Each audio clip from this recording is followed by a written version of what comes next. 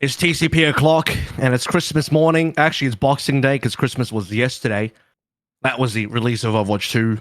I'm still coming to terms with the fact that it's actually out. It doesn't feel real yet. Yeah, kind of. Depending on whether you've logged in or not, it still doesn't feel real, or it feels slightly more real.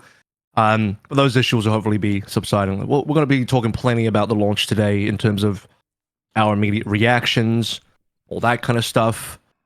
Since you guys do some journalism, what if you were a PC gamer journalist right now, what would be the most inflammatory, misleading, but still technically accurate from the perspective of malicious compliance headline that you could write?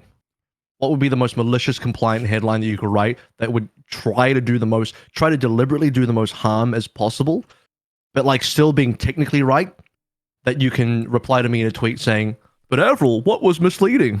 So go on. Yeah, Blizzard servers unequipped to handle server requests. Oh, you took my angle. Dead on arrival. You could have gone more. Well, here we go. Now you're stroking the flames. This is what I like. Yeah, dead on arrival. Overwatch 2 release failure? Question mark. My feedback on that one is I think you need to add a little bit more technicality in there, because that sounds still too opinionated, and to the more capable eye, people would point out like, well, I think you, Mr. Journalist, I think you're putting in too much of your own opinion there.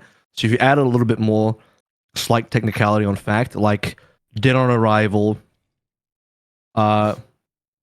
Blizzard incompetency completely fails technical launch, Overwatch 2 dead get, I don't know, something stupid like that. But like just enough technical info that people are like, oh, wait a minute, this is not an opinion, this is fact. This is facts. That's facts. The counter argument to your points were like, that also brought me, like, it was the epitome of like, the word fire. Yeah, what's problematic about the word fire? If you scream it in a cinema while everyone has to run out and a stampede breaks loose, that was the context, where context of those headlines very much mattered and definitely did implicitly communicate disinformation, right? Like, I had a bunch of journalists respond to me of different levels, and the main line of thread was like, yeah, I see no misinformation here.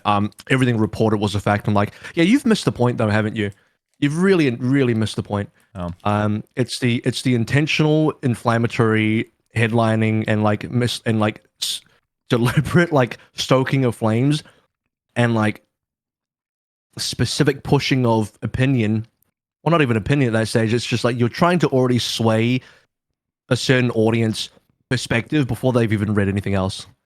That's the issue. But some people just they don't get that part anyway. So I'm very much awaiting the next PC Gamer article that comes out. I'm sure they'll have plenty to say about this. I'm sure we have plenty to say. So as I eat my chicken McNuggets for breakfast, it's a very common thing I do. What did you guys? How was? Give me the timeline of release for you and your reaction to it. So, game comes out. Have you? Tell me if you've played it. What do you think? How was your experience going through it all? Did you get were there many issues or hurdles? Did you get through quite cleanly? And what do you think? Like, what's your general reaction? Chronologically to the release. Well, I think am I wrong in thinking that this was pushed like an hour early? Dude, am I wrong? And that shit trolled me. That was planned. That was planned. Just want to say that was not. Okay, yeah, and I think that's like something that like Blizzard has like historically done, and like it's kind of a rite of passage to try and get in early on the release, because they don't want to reduce congestion. They try to get it in a little early so that the people that are there can get in, and it makes sense strategically. But yeah, have not played, have watched, Sat in queue for a while playing WoW, and all things considered, I think we kind of talked about it before the show. The people that have gotten in, it looks great. It's running smooth. It's it's Overwatch 2. I think Kiriko looks to be a lot of fun. But I don't know. I guess I'm just numb to this just because like I've been a Blizzard gamer for the majority of my life. So like I know. Yeah. So Joe, you've just described a threesome. I haven't got it in yet. I've watched. It's not my turn, but like fun. I know I'm gonna. Yeah. It looks like a lot of fun. And I'm just numb to it now because I've watched so much of it. So yeah, I'm desensitized.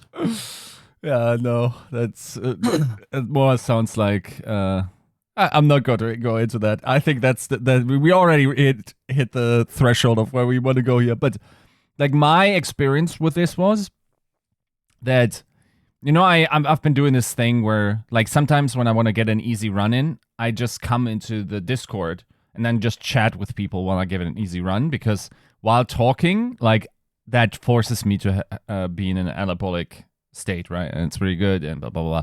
80% of the volume, blah, blah, blah. Runners will understand. And I'm like 2 kilometers in and I get into the Discord and LB, friend of the show, tells me, yo, it's out. You want to play Overwatch? And I'm like, bro, I'm in the middle of a run. My sister calls me. I'm like, I'm sorry, Overwatch 2 just came out. And then I PR'd my 10K. Despite having the first 2 kilometers were relatively slow, I PR'd the 10K after just to make it in time to queue up for in place 40K. And then I had time to shower and everything, and yeah, got 2 games in before I got disconnected, I think. You got the fight or flight adrenaline there. Yes. You just ran as if a tiger was chasing you, and you're like, this is my only shot.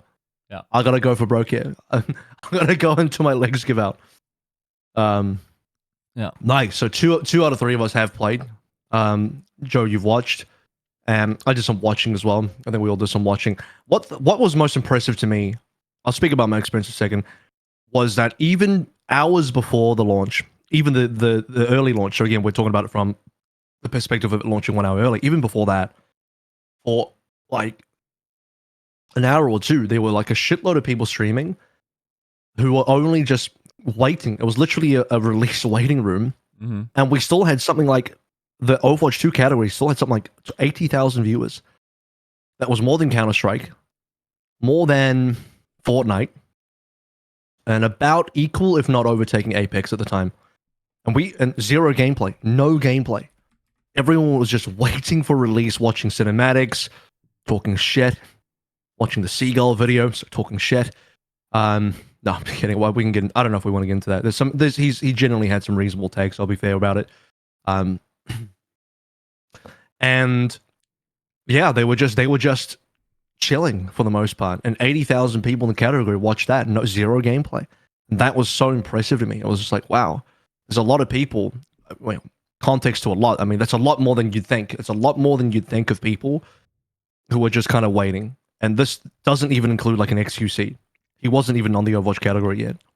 Like the biggest streamer during this period, I think Seagull might have been legitimately the biggest streamer in the category during the waiting period. So I didn't even bother launching early. I was technically there at local time 5 a.m. for the launch, but I'm like, I'm going to stream later. I'm going to play later when hopefully we get past some of the initial launch teething issues, because I knew, like, I have no... I mean, the game's not going anywhere within the first 24 hours anyway, so it's like, I'm in no rush. Like, I don't need to be part of, like, the first wave on a Black Friday sale. There's no point. And, it's not like all the Black Friday items will disappear if I'm late. They'll all still be there. The shelves will be stocked. Overwatch will be there when I arrive. So I went to sleep, woke up, even just took my time. I wasn't even in a rush because I scheduled my stream for 2 p.m. I think I started my stream maybe an hour or 2 earlier just because I was like, well, I got nothing left to do now. I might as well begin. And then I played through. I maybe only took about 10 minutes to wait in the queue. I'm also queuing on a small server region, Australia, OCE compared to everyone else, so maybe that helps. So it didn't take me that long. I only experienced one disconnect. Okay. I had some other people on my team and on the other team disconnect though. I think I stopped playing ranked when 2 people on my team disconnected, and I was like, well, I'm just gonna lose a ranked game because of this. It's kind of lame. So I stopped queuing ranked after that and just played some other stuff. I believe I got up to level 8 or 9 on the battle pass. Wow. For having only played about 5 to 6 hours. I got, level 8/9 on the battle pass. Played through Kiriko, obviously. I can share some thoughts on that in a bit. And generally felt like everything else was smooth. Like, if as long as you don't disconnect and you do manage to log in and you do manage to have all your Overwatch 1 stuff transferred over and your watch point stuff is all loaded in, and generally the game, like, there's no issues from a bug perspective of like things you're supposed to have, then the experience was pretty damn good in my opinion. It was pretty fucking smooth. It was pretty decent. Outside of the couple times other people disconnected. Yeah. So yeah, I was happy with it. I'm genuinely quite happy with it. So let's talk a bit more in detail as we exit out this intro now. To getting into some of the more I guess specific details through the launch, and then we'll talk about some MVP stuff and maybe get into some games after that. Without further ado, 265 brought to you by AVRL Vista Bebe, Battlecrab, Reflame Beam, Bronzebot Buha, Picasso, Chris R34444, Casher67, Lol, Shin, Porkchop, Sammy, Rick, Zane, Volamel, Spoon, that's with YouTube members, I7 Jelly, William Jesse, Vishman, Violet, 6, AK, and Chris R. First thing to note, there was a DDoS attack. 2 reported DDoS attacks. If you put on your tinfoil hat, certain people are saying like, oh, that's just an excuse from Blizzard. They weren't getting DDoS. They just had too many people. Clearly, the main talking point about the release is the fact that people have struggled to log in. I know that Asmongold, I was watching his stream, he was waiting in queue for, I think, literally above 1 hour, maybe a couple hours, and he couldn't get in. He just ended the stream. I think he eventually came back and did a different stream, and then eventually got in. But yeah, the initial login was not good for a reasonable amount of people. I understand that there's some console issues. I believe the console players who are trying to merge their account with PC had issues with loading all their progress. Some people have not been able to load in the 2000 watch point pack coins. What else? Supposedly console players are having a harder time logging in than the PC players, I think. Yeah, that sounds about right to me in terms of all the stuff that went down. Did you guys hear any different? Was there more? And how do you guys feel about all of those things on launch? No, that kind of checks a lot of the boxes that I had heard. Like as we were kind of sitting in the Discord, hearing people get in and then get kicked out. There was, like you said, the reported bug about, those who have merged their accounts with console or whatever, like they had like weird authentication issues or whatever it was, whatever the technicality was. And yeah, I was very much with you in a very similar boat where it's just like, yeah, I know that this is not going to be, play on release type of game. If anything, it's actually kind of surprising I guess in a good and a bad way that it's actually persisting until today. Like, I tried to get in a little earlier and I was like, still in queue, and then it would like reset the queue, and like still haven't been able to play just yet, which I was never like a big Overwatch player. But still want to give it a try and get some battle pass in. But yeah, launches for Blizzard and some of their more modern IPs, they don't go so hot. Diablo 3, anybody? Yeah, Diablo 3. Those error codes were fun to look up. Played a lot of WoW. I think that's pretty known at this point. Every WoW expansion is usually pretty rough. Knock on wood. We'll see. Most of them have been pretty tame, but yeah, Overwatch is it's an experience. It's not something you can, and we've talked about this on the show before, but like it's not something that you can like. It's not an itch you can scratch with any other game. Like Apex kind of does like an okay job, but it's still not it's still not Overwatch. So it was very heartwarming to hear that like our stream numbers were going so good and so many people were interested, and a lot of like even just like normie friends of mine are like, oh, are you gonna play Overwatch 2? Like we should play, like it's free. Da, da, da, da. I'm like, oh, okay. Like I want you to slow down on the positivity here because we're here to farm negative impressions. Oh, okay. No, we will talk about the positive stuff in a second. I just want to get clear through all the sort of negative stuff on launch. To prove to people I'm just not do, like a we do. I mean, yes, it's not a good thing. Obviously, you want everybody to get in and play. It's I don't know. I'm just not that person to like shit on a game, and I've just been through so many that I'm just dumb to it. So I don't know. It's more just reacting to it, but I have the exact opposite opinion almost. Like, here's two things. A, there's no reason for Blizzard to lie about DDoS attacks.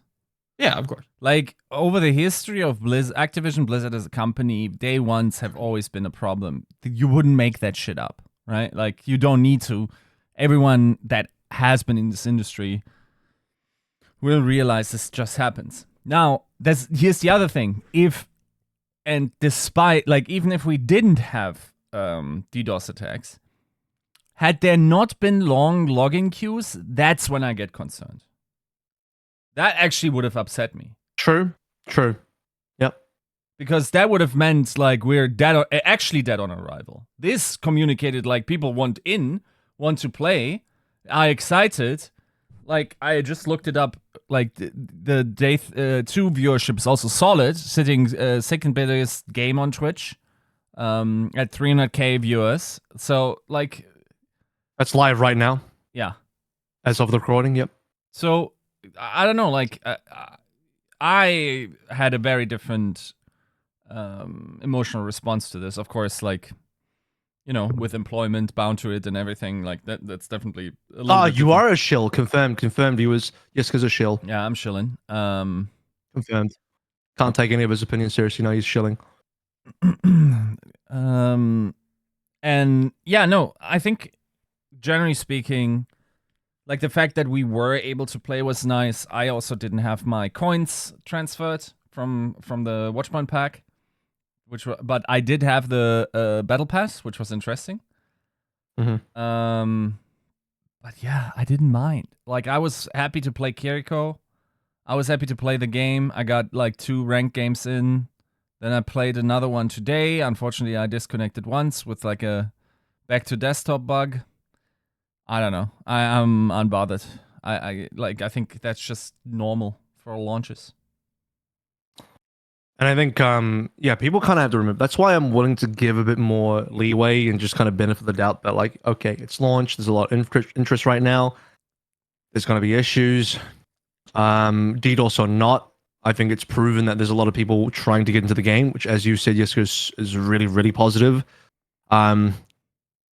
I mean, that exactly communicates that we're not dead on arrival. That's literally one of the most, you know, probably the almost like a best case, minus the launch issues, a best case scenario for interest related to launch. And I think we even got an early indicator of that when we had this whole beta phase, the beta drops. Right, we had 1 million people watching, didn't we? We broke 1 million on the category, if I remember. And of course, people would sadly overreact to the beta and be like, "Oh, this is bullshit. The game's not very good." And it's like, well, there's just so many things missing. You know, this experience now compared to beta. If you were to view it charitably, you would say that this is like monumentally better than the beta. Obviously, I think that's a general thing that people can agree with. I don't think anyone can say it's worse than the beta. It's definitely better than the beta. But if you're a PC Gamer journalist, you'd probably say that this is still, you know, this is like 5% better than beta. I don't know, something stupid like that. But I generally think, like, I mean, this is closer to the kind of experience that I'd be willing to accept more solid judgment on, because judging a beta doesn't make a lot of sense to me. You're literally judging an unfinished product. But now, like, honestly speaking, if people have played the release of Overwatch, again, minus the current bugs, which I think we should be a little forgiving towards in terms of, like, these are things that are being fixed. And look, if it doesn't get fixed in a reasonable amount of time and this continues and people still can't play and whatever, then at that point it's like, well, fuck it. I mean, there's really no defending that anymore. But for now, it's like, disconnections and login issues aside, if you played Overwatch and it's not for you, hey, all good. Yeah. You know, that's fair enough. This is now I'm like, yeah, this is the actual release of the game. Obviously, there's more to come, and something that Samito said that I think is quite important for people to remember is that this game of Overwatch 2 and the release has been described, I think even internally so, passed on to creators, as the start of a marathon, not the end, which means, you know, this is the start of the live service journey. And live service games are never complete. Like, you can't, it's not a finished product. I mean, it is a finished product in the sense that it's available to public, but because live service games will forever go on, and that's the idea anyway. The idea is they forever go on and continue being a live service. There's no like actual end, and it just keeps on going. So what I'm trying to say is there's a lot more to look forward to. Obviously, if for the people that feel like there's not enough now, then I guess there's not much further to be done to try and convince them otherwise. But I think, especially in 2023 when the PvE stuff comes out, this is now maybe moving into some of the stuff that Seagull said in his video, because he was saying that he was maybe disappointed with the amount of content after 3 years, but he also contextualized it by saying 2 out of those 3 years was spent on PvE, which is not even out yet, which is true. So maybe in like 3 to 4 months, we'll get to see like a better picture of, more of the intended experience, call it that, the intended experience from when the game was actually announced in 2019. Yeah. But I think that's the only thing.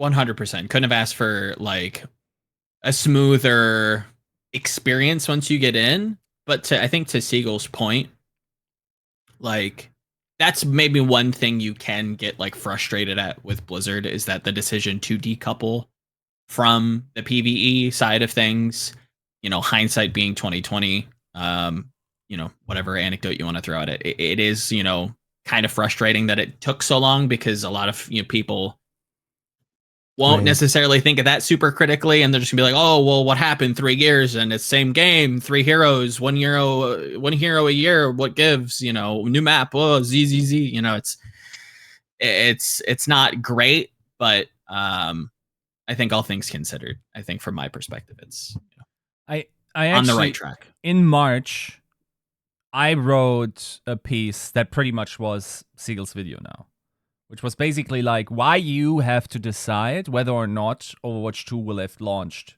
today or like yesterday, and yes, like it's a fleeting concept what you think Overwatch 2 is for you. Like for a lot of us, especially like if you listen to this podcast, you're much more likely to think like, yes, this is Overwatch 2 because it's the PvP experience that I was expecting. Got new heroes, we got a new system in terms of 5v5, we got a new map. Maybe it's still a little bit light on the chest in terms of content, but this is Overwatch 2 for me.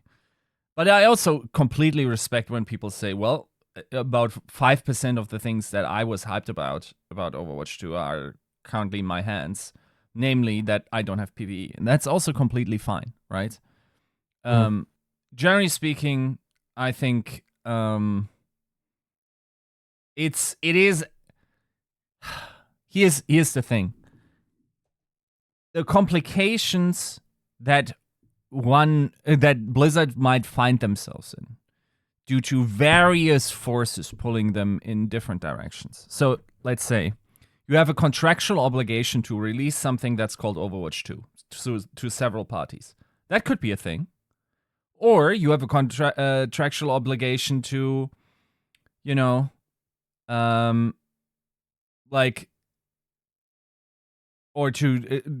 a contractual, but an implicit obligation to do something with, release something as to, impact the stock price.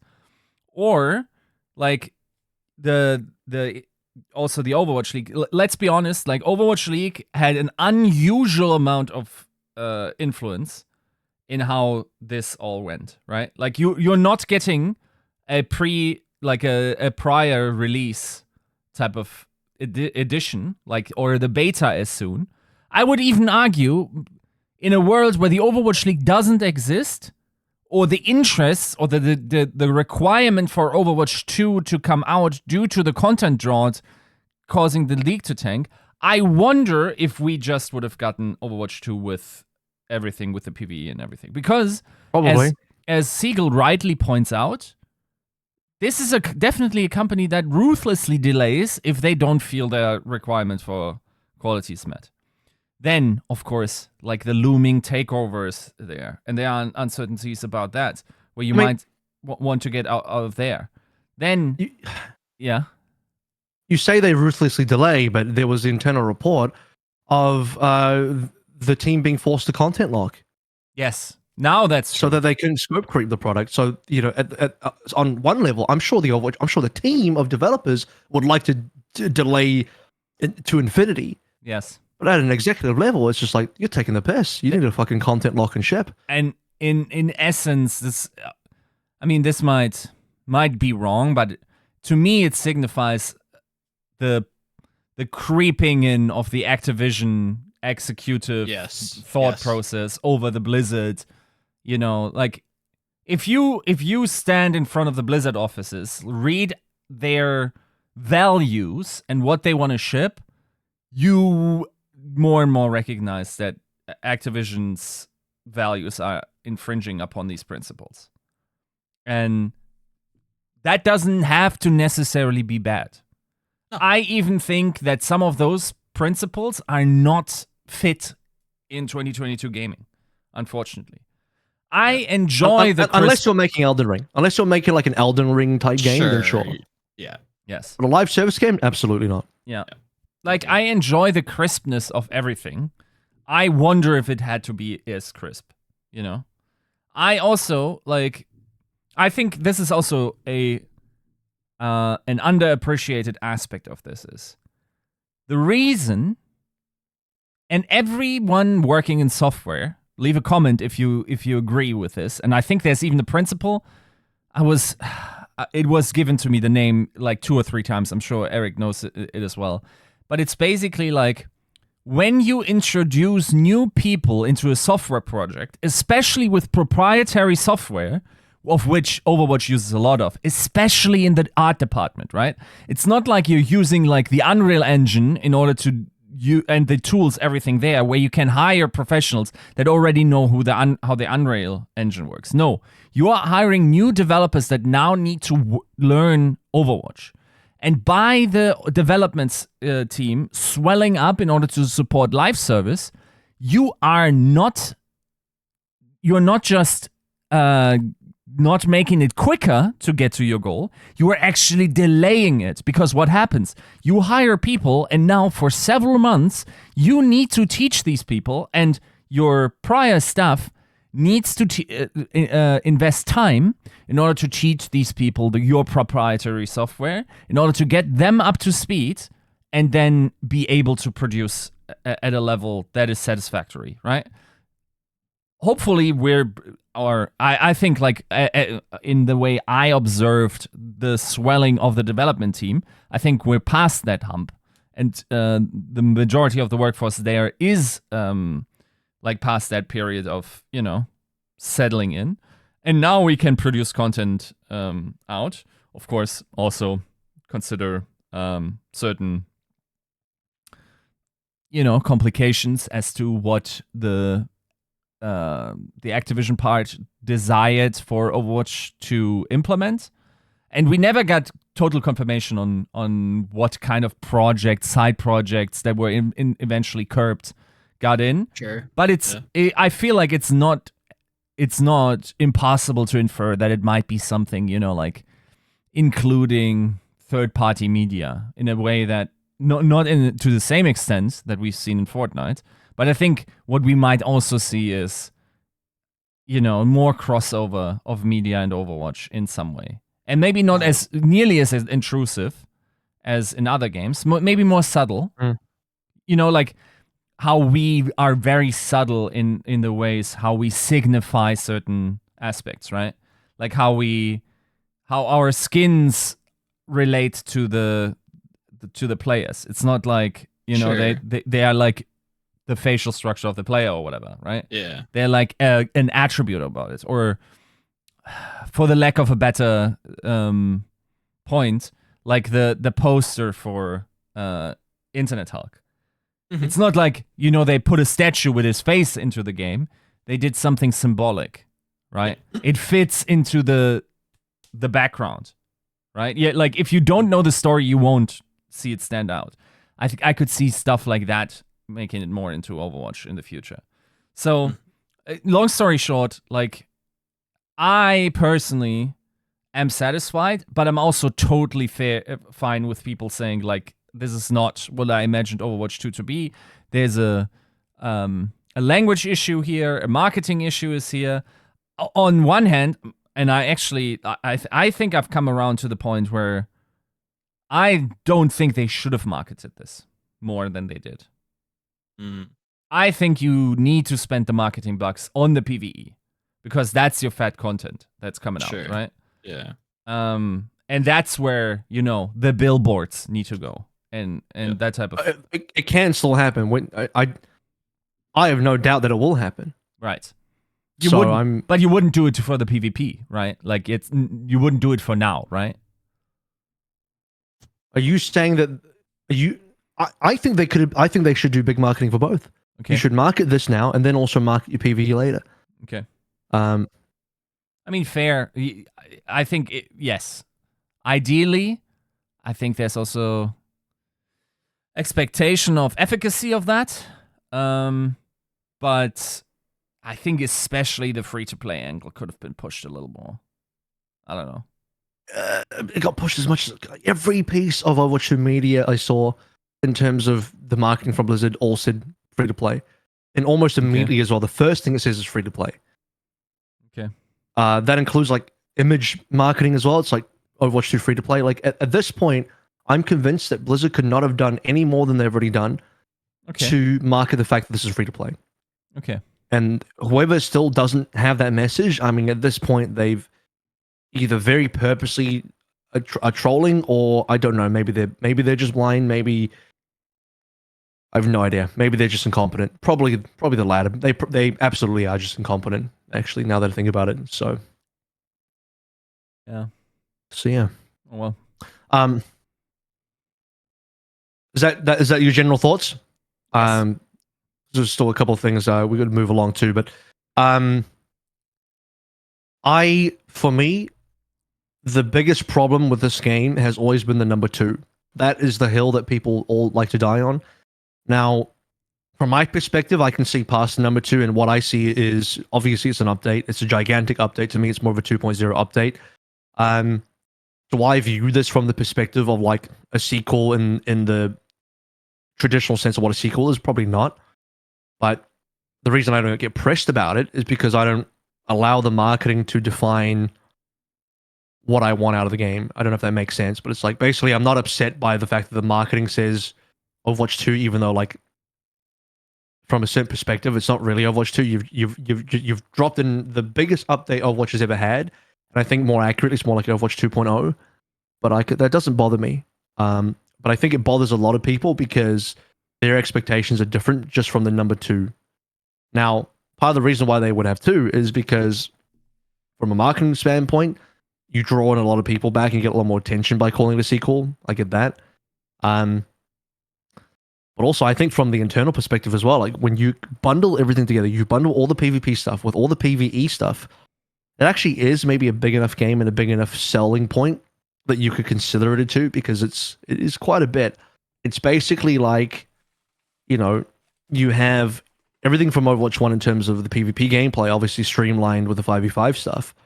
But then you have included this other thing that, and I've described this elsewhere, where like if you look at the entire PvE undertaking of the entire campaigns that they want to do, which is ongoing, and the entire hero missions thing with all the skill trees and everything involved, they're basically trying to do a Left 4 Dead, Borderlands, and then also Diablo 3 Adventure Mode hybrid. Like you're making a hybrid of like 3 different games here.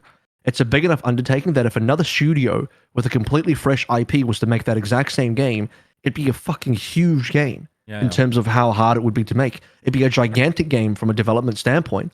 So I totally understand from that perspective. Yeah, that would be a sequel because it's such a huge undertaking that if you literally released another game with only that'd be a massive game. So why wouldn't it be a sequel from that perspective? That's fully understandable. But then again, because that isn't here, a lot of people view this as a finish line. I think the difference in financial model also skews people as well. Because people have a perspective of, obviously you're going to compare this game to Overwatch 1. And my message to that is, like, I don't think it's accurate for people to compare this game to Overwatch 1, which obviously sounds sacrilegious. Like, people probably like squinting their eyes and shaking their heads like, what do you mean? Of course, why wouldn't you compare this to Overwatch 1? It's literally, it's the sequel. But comparing to Overwatch 1 to me also doesn't make a lot of sense, because you're basically comparing it to something that is a completely different business model, that has different goals, that is trying to achieve different things, that is a different undertaking and a different exploration of what that game actually is. So while aesthetically it's Overwatch 1, I think the direction of the game is honestly fairly different enough that it's a very different game in that kind of regard. And so I think it's more accurate to compare it to like the other free-to-play titles out there in terms of the Fortnites and Apexes and Valorant. Like, what is our service compared to their service? Because you do have to look at that. And so that's a very important comparison to make. And from that comparison, our game actually looks pretty damn good, because most other free-to-play live service titles, first of all, don't even have the amount of content we have. Right now, the level of content we have in this game of Overwatch 2 is so much greater than all those other games. From a pure quantity, and I would even say quality standpoint, we have more maps, we have more characters. Let's not consider League of Legends in there, because they have 140. They've also, that game's been around for 10 years, so I'm going to leave that one out for now. We can get to that later. But in terms of like Apex, Valorant stuff, we have more maps, more characters, more content, more different modes, more different ways to play the game. The characters are more in depth with the lore and the art. Yes, we have the cinematics. We have the cinematics. You're not allowed to talk about Arcane here, because again, we're not talking about League of Legends right now. I'm going to exclude League of Legends from this conversation. So until Valorant gets a bunch of cool, equally good cinematics, and there's cinematics are okay, but they're not Blizzard quality. Apex they basically don't have much at all. They have a little bit, but it's not anywhere near the quality. So what I'm basically trying to say is, when you compare it to our competitors, our game is gigantic. Like, if you were if you weren't like biased from your perspective of what Overwatch was from Overwatch 1 perspective, let's pretend this is maybe like trying to find a jury member for the O.J. Simpson case, because everybody that's the stage has probably heard of Overwatch. But let's pretend you've been living under a rock. You know nothing about Overwatch. You've never played Overwatch. You don't know anything about Overwatch at all, and you're coming in, and maybe you're purely an Apex or Valorant player or something like that, or you're someone that comes from Fortnite. You're someone that, generally speaking, is open to playing free-to-play live service games, and you compare this game as an offering compared to those games as an offering. Our offering is way fucking better from everything. From the monetization, that our battle pass is friendlier. Yeah. A lot of Overwatch people, actually, to be very honest with you, clowned on Frito's assertion that we have the most friendly battle pass in free to play gaming, and Wait, a lot of who Overwatch players clowned on that. They're wrong. Dumb people. They're just Overwatch wrong. people. They're just wrong. Yeah, they are. That's the thing. They are wrong. But the problem is they hate all of it, because they don't consider the other titles. They only consider Overwatch. So the problem with that comparison is, if you only compare Overwatch 2 to Overwatch 1, then yeah, no shit, you've lost things. Mm-hmm. You've lost the ability to freely gain everything for fucking free, haven't you? The one thing that we don't have in the battle pass is the rolling battle pass, right? Like, that you can earn another battle pass. No, but you can get enough coins from challenges to get every second battle pass. Yes, exactly. So I would still say that's fine. You can earn half the battle pass every season, and I would say, like, let's forget about the free part. Consider the paid portion. If you were to buy it as a premium battle, if you paid money, if you were to buy it as a premium battle pass, how does it compare to the other battle passes in the industry? I still think ours is, generally speaking, better. The quality of our skins are higher. Mm-hmm. The quality of our cosmetics and our stuff is generally just higher. I'm trying to remember the cost of some of the other battle passes, but our battle pass is only $10 US, I think. Mm-hmm. Pretty reasonable undertaking. That's not bad. And you know what else? I'm just going to compare the games that I've played the most here.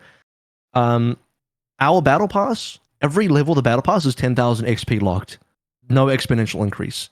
Valorant battle pass, every single level of the battle pass requires a higher amount of XP to unlock than the previous level.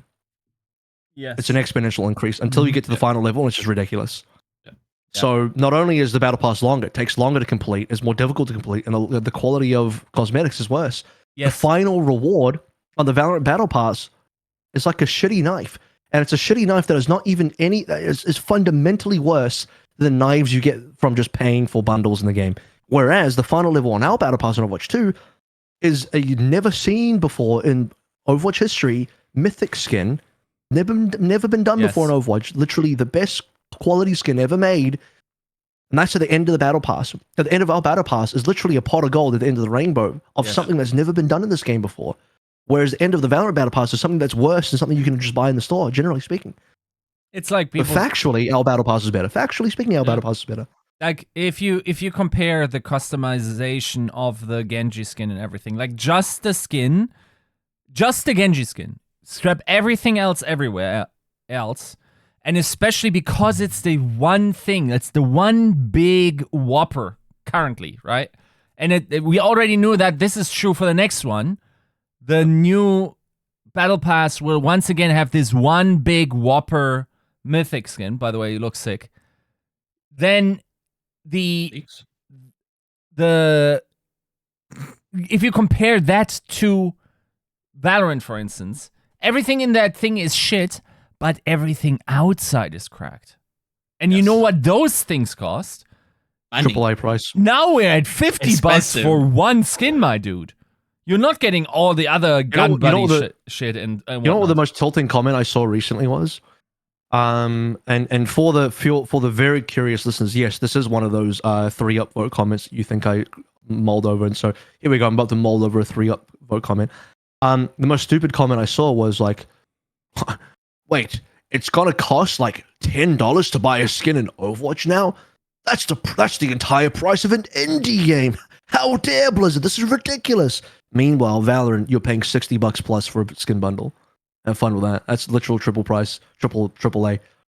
If you're molding, like if you're upset about a $10 price for a skin, holy shit, you don't know anything. You are like you're a sailor in a teacup. Holy fucking shit! Look, you don't even know about the rest of the ocean yet. I'm fine with you if you're principled and think all of this is garbage. Like that can be your stance. I have no problem. But if you're saying this is not one of the best battle passes in gaming, I don't know how you would defend that. You just have no leg to stand on. Well, what's happening is that as they're sinking their money into Genshin Impact and their super cute anime waifu gacha games, they're posting on Reddit, watching the funny karma number go up. And genuinely, I can't, in good faith, take these people seriously because I know how gamers are, because I am one, right? You are not, there is no moral high ground here. You've paid goofy things in the past. What's different here is that the monetization model's changing and you don't like it because it mimics other things. Yeah. You had it easy here, and that's true, of course. It's been very, very user friendly to an extent, where you could just play a load of games and get all the stuff for free and your time was rewarded. Your time is now infinitely more rewarded. It just is more accessible to those who don't already have the game. Those who have not pre-purchased the game have much more accessibility to the title because it's core free to play, and you can't have free to play without some kind of other monetization unless you're actually asking Blizzard to run a charity. People's argument is they don't want the free to play, which to be very reasonable, I don't think it's a bad argument. If you don't want free to play, I fully get you. I can fully get you. I can actually, I can empathize with that. The reality is it is going free to play, and because the reality of how people work is everyone is this is maybe an extremely jaded, pessimistic way to view everyone on the planet, but I'm old and I'm jaded, so I'm going to do it. Is that I think the general human population is self-interested. Everyone's self-interested as a baseline. Sure. And you have to be from a survival standpoint. Humanity, all life from a survival standpoint has to be self-interested. So I don't have an issue with that, but I think people need to be a little bit more self-aware that they are self-interested. And the self-interest is, if I am an Overwatch 1 player and the game is switching to free-to-play, first of all, I already paid for this game. So what does a free to play? How does that benefit me? The free portion of free to play does not benefit me because I already paid for this game. Right. That's number one. Number two is that with the free to play comes a bunch of free to play mechanics, which start locking things behind paywalls that didn't used to be locked for me, because I'm going to enter the shoes of stereotypical Overwatch 1 gamer, which is never paid for shit. Yeah. Bought Overwatch, probably bought Overwatch on a sale. Definitely didn't play Overwatch on release in 2016.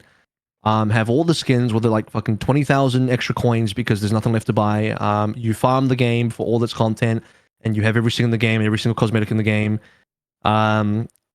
for free because you didn't pay for anything. You also probably brag about having everything for free and never paying for anything. It's like, look, it's the same people that say, look, Overwatch 1 has the most friendly loot box cosmetic system in the world. I don't have to pay for anything. I have it all. And then that same person gets very surprised when Overwatch says, oh, we're not making money and we have to change the financial model to something that's more sustainable, makes sense. And then Mr. Overwatch 1 player who owns everything is like, well, that's worse for me. But the big picture is these people, I think the problem is they don't see the big picture. Yes. Because if you're self-interested, you don't see the bigger picture. Because the bigger picture says, well, the game can't continue like this.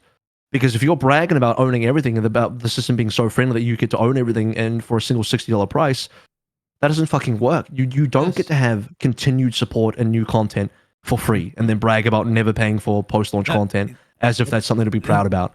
When that is the exact reason of why there needs to be a new game with different financial model. Like that's the ultimate proof in the pudding of why this had to happen. The thing is, AVRL, it worked. The thing is that you also have to acknowledge is this backlash works to a degree. And the proof that it works is that the Battle Pass is so fair. It's not fair because of the goodness of Activision Blizzard's heart. It's because the community put the fear of God into Activision Blizzard, going from what the Overwatch 1 business model was to with like what you're going free to play, what's the monetization like? This is still the same Blizzard gaming crowd that spit on people buying Celestial Steeds. Yeah. Right?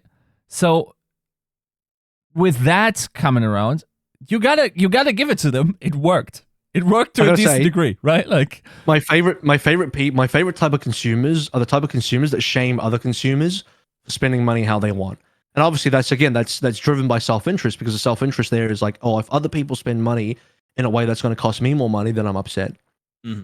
And that's kind of how it is. Whereas I'm the kind of realistic person. I'm like, well, I can't fight against that. So it is what it is, and I can only choose to vote with my wallet for myself. So if other people will choose to spend money poorly, I can't do anything about that, and I can only choose whether I want to spend that same money poorly or not.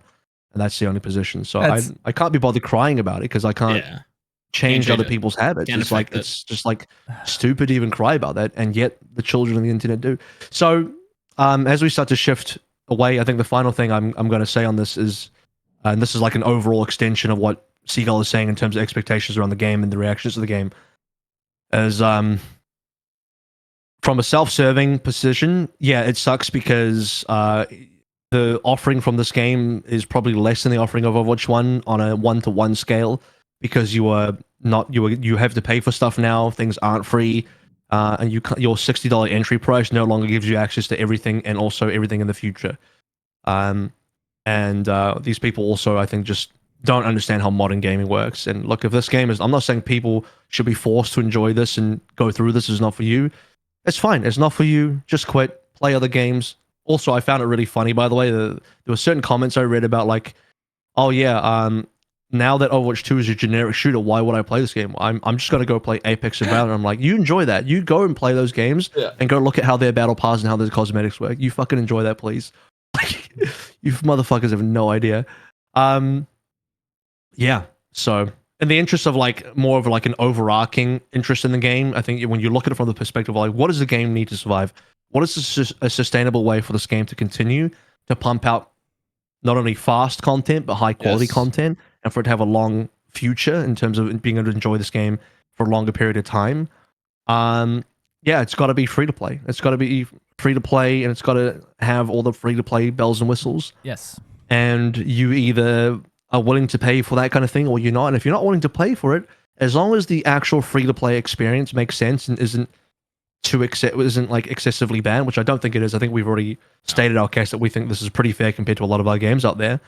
Then you can just play as a pure free-to-play player, and that should be enough because the gameplay should carry you through. If you're not here for the gameplay, then what the fuck are you here for at the end of the day, right? If you're not here for the gameplay, I'll see you come Overwatch League Finals because I'm sure we'll have an update regarding the PvE. So keep your eyes out for that.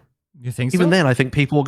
I'm getting ready for the wave of people that get upset about paying for that, without realizing that PvE takes a phenomenal amount of effort. Oh. Because it's way more costly to make. It's way more time consuming to make. And to I make think, it good, you want like a good experience. I know the headline. Here's your PC Gamer article headline that's about to come out in 4 months. Free to play game charges people to play. Blizzard lied about free to play game charges for PvE content.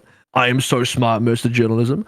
That's the title that PC Gamer is going to run with in 4 months' time. But it's like, yeah, because the PvE takes like 5 times longer to make and 5 times more resources to make, you dumb fuck. Like, and it's super valuable as well because it's like, it's the thing that most people probably want. Well, a lot of people want. I don't know about most. A lot of people want. The thing is, here's where I got to stick up for the journalists.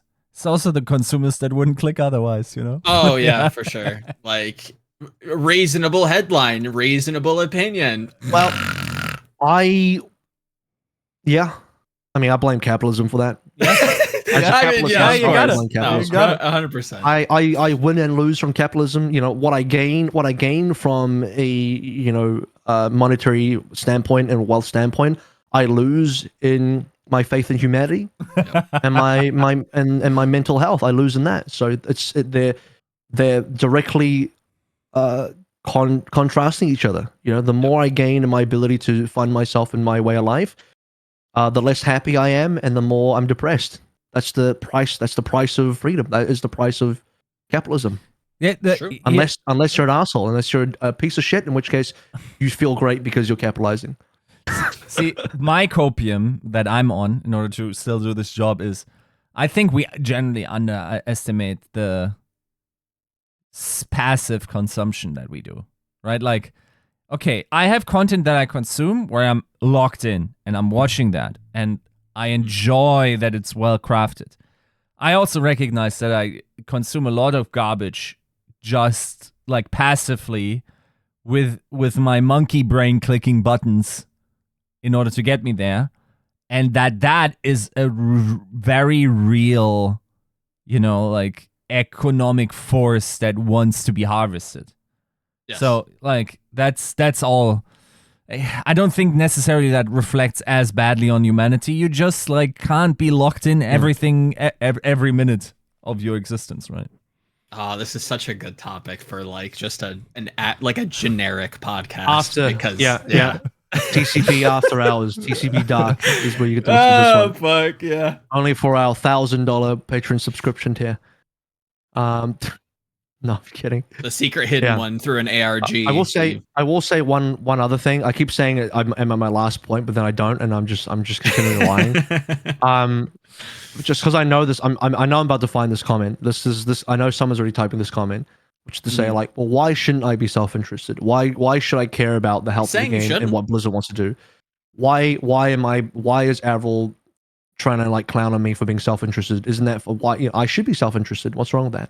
And to you, I'll say, that's fine. You can be. But then you can't be upset that Blizzard is also self-interested and they're trying to keep their game alive and they're trying to make money from the game because you keep bragging about not paying money for Overwatch 1 content. And so it's like, you're allowed to be self-interested and so is fucking Blizzard. And then you have to decide whether you're okay with that. If you're not, you can stop playing the game and play Apex or Valorant, where those developers are equally self-interested and you're probably paying even more money, but that's on you. Yeah. You can be self-interested. I just don't think you can have your cake and eat it. You don't get to be a hypocrite and be like, I'm self-interested and this is a lesser offering for Overwatch 1 and I'm upset, but then be upset about the fact that it was also like the Overwatch 1 offering from the Blizzard POV. They're not getting enough out of it. So how can they continue developing a game that they're not getting enough out of? I don't think you're allowed to be upset at that. Like that's if you're trying to like, if you're trying to capitalize, so is everyone else. Like, you want to play the game. game, the metagame of capitalism. You want to play the capitalist game, everyone's playing it. You can't get upset at other people playing it. That's what I'm saying. Leapfrog from your point, AVRL, I think Overwatch 2 is about to spawn a mass amount of prodigal children. In the textbook definition. I think there are a lot of people who've had it really, really nice and kind of had it cushy in Overwatch for a long time. They're going to go out and they're going to play these other games. They're going to be like, oof, this is a little predatory. This is a little rough. I don't know about this. And then they go, oh, PvE's coming out, huh? Let's check that out. Let me see what that's about. Let me come back. Let me see what that's about. Maybe that Kiriko skin is kind of nice. Some dude named 2 games he played. The comment was like, "Yeah, he was 2 single player games. I played Hades and some other game I can't remember, and then I played Overwatch 2, and it was so bad. It was just like, wow, how is it so much worse?" I'm like, you're like comparing like apples and oranges. Yeah, it's actually kind of ridiculous. It's like, bro, I had this salad, bro, and then I ate this kale, and then I had a Big Mac. Like, bro, what did you say? Eat Big Macs? Big Macs are fucking legit, bro. Big Macs taste so good, dude. Shut up. God, I hate people. It's more like I was in a car ride and then I had a sleep, and those 2 things are just like, it's like night and day, dude. Like, you can't even compare. Dude, the sleep was so much better. I can't believe people take car rides. Like, are we talking about the same thing? Like, I don't understand. Like, are we coherent? All right, let's talk about some MVP stuff, and then I gotta go. And then you guys can. To be honest, I don't actually technically need to be here. No one cares about my opinion, so you guys can talk about some game stuff. No, let's go. Let's go. So let's talk about some MVP stuff. I don't have any more Overwatch. Do you guys have any more Overwatch 2 things you want to talk about? I feel like we barely talked about the Overwatch 2 game, and then we started getting into some other BS. I feel I'm interested because in the MVP discussion, because I had a thread on Arcow. Like, I tweeted something, and then people got. There we go. There was a reasonable amount of support in there. For what? Basically, my point was that basically all the shock fans supported you, and all the Dallas fans hated you. That's what it was, right? Yes. And also, you're not. Wonder why that is. You're not slick with your flares showing when you're hating that point. Like, I get it. Yeah, right. Hanbin is a fucking monster. Let's be honest. But my point was basically this: you cannot be considered MVP this year if you missed an entire stage or less, right? Correct, yes. And the reason for this is that nobody was transcendentally better in the times that they were active than other players on the list. And some players on this list did transcend roles. Prophet played fucking support for you.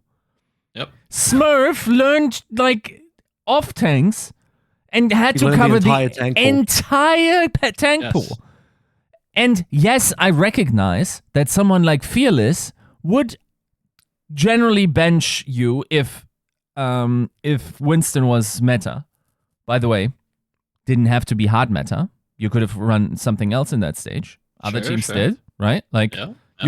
That's a counter argument to that.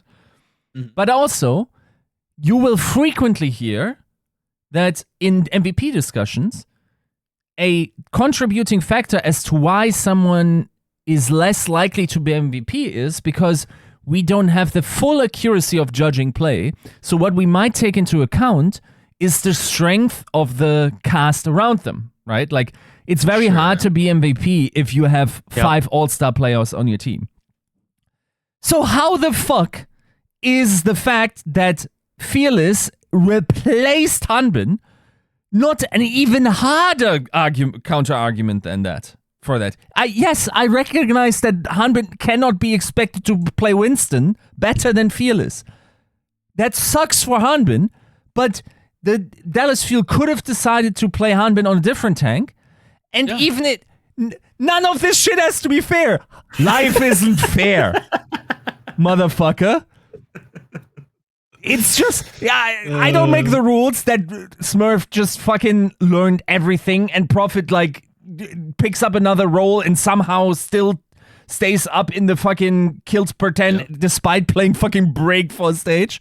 Like, that shit, you have to realize what kind of other performances Hanbin is up against. Am Yeah. I confused as to the qualities of Hanbin? Fuck no! Watch any of our podcasts prior to the season, dude. Like, while I shoved Edison into a locker, I recognized that Hanbin was the locker for basically every other main tech in this league. Yeah. Dude, I'm so tilted. Very quick, can I say this is a very meta point from me. I'll keep it quick. Okay. This is exactly how the internet works and just how people work in 2022, which is to say that your tweet was the headline. People got upset at the headline, but they understand none of the context or nuance because they didn't read the article. How does that make you feel as a journalist? And I get the fairness point. Now you have to explain the nuance and the context. None of those people are watching this, so they'll never get it because they're already upset by the headline and they'll never get educated by the context. Yep. It's like, well, it's kind of unfair for Hanbin because he plays with the second best tank. Oh, shit. Like that. Yes. So where was your hatred for Lip not getting it? Because he was playing with an all-stars lineup overall, and the dude that didn't win a single thing that stage and had to hard carry his team through everything did end up winning it because he transcendentally carried them on basically everything. Like, how is that, dude? I don't know why it is hard to understand. Like, we also, I love how we somehow dropped a completely new bias in order to make Proper not be the MVP. People are now like saying like, well, Proper is sick, so he can't play in stage 4. That should be considered. It's like, no, we're not starting with future telling in MVP discussions, motherfucker. That is not a thing we're going to start with. Like, that is fucking insane. Recency bias is one thing. That temporal bias, I try to get over it. Bias. You're trying to predict recency bias in the future. That's crazy. That's fucking wild, dude. But I think here's a realistic thing what might hurt Proper, and I think we discussed it before. I think a lot of people are experiencing hype fatigue. Yes, fatigue, yeah. Like, this kid has been too good too long and has been like announced as the faker of Overwatch like 2 years ago. Which, by the way, means you're a Mickey Mouse voter because you're not objective. Those people are subjective, and they only. That's the thing. They only vote based on storylines. They only vote based on storylines and not on objective truth. Everyone is sick of like DPS players getting it. I'm like, don't vote. They're objectively better. They're objectively better. It's yes. Don't vote. I'm sick of qualified doctors being doctors. I'm just gonna listen to my local shaman. I don't know. I want to be a doctor. I'm sick of this. It's like, I don't know. It's probably a really shitty analogy. Can I throw out another shitty analogy? Funny. I need you to all be on board with me for a little bit for the next shitty analogy. Oh, the boy. whole like Dallas fan versus Shock fan discussion is like, I get it. You feel like Harmon's very good, and he's amazing. He's really good. I still think he's a top. He has a top position within the MVP race. I don't doubt that. Yes. But the whole like missing a stage, blah blah blah comparison, it's like, oh, it's not fair. It's kind of like when you're going to buy a car, and the second hand. This is where the analogy comes in. Hold on, the Dallas fans not gonna like this one, because it's not a very inflammatory analogy, but it can be taken that way if you want it to be. But I'm telling you, my intention is that it's not meant to be inflammatory. It's like Dallas, the second-hand car salesman. They're like, man, just slap this baby on the rooftop. It's like, man, this Harmon just does so much. You know, look, it's refurbished. You know, it's got all this stuff in it. Yeah, okay, you know, missed a bit of action in 09 because we had to take it out for repairs and blah, blah, and all this kind of stuff. But, you know, it's so good. But then you are the based MVP voter. You're like, yeah, but Proper is a brand new vehicle. And it has no defects. So why would I? But you're like, no, but this second-hand car is so good. Like, but it's not fair. You can't compare it to the brand new vehicle. It's like, but the market is. You have to understand this is a market as well. The market is there's better options. It's like the dating market as well. If I'm an extremely hot girl on Tinder, unfortunately you don't get up. You can't be upset about being an 8 out of 10 guy if I have the option taking a 9 out of 10 or 10 out of 10 guy as an extremely hot woman on Tinder.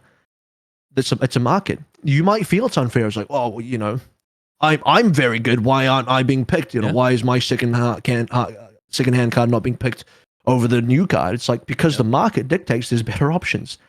Yeah. And so that's just how it is. It's like, no, it's not fair. No, it's not fucking fair that Fearless benched Harbin.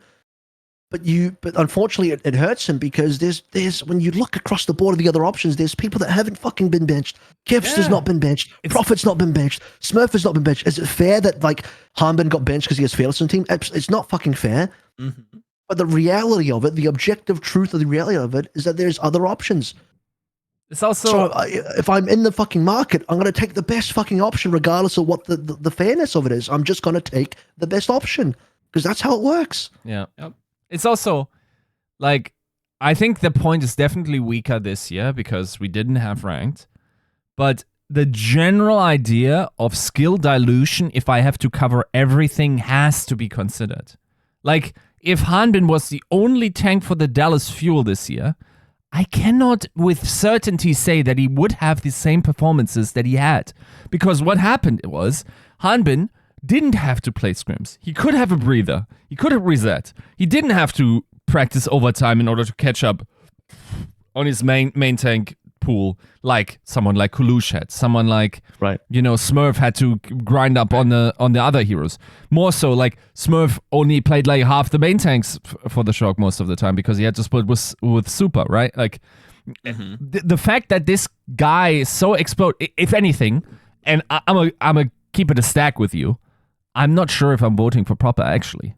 Because it is my... I'm still on the fence, too. It is my... Same. It is my big candidate here.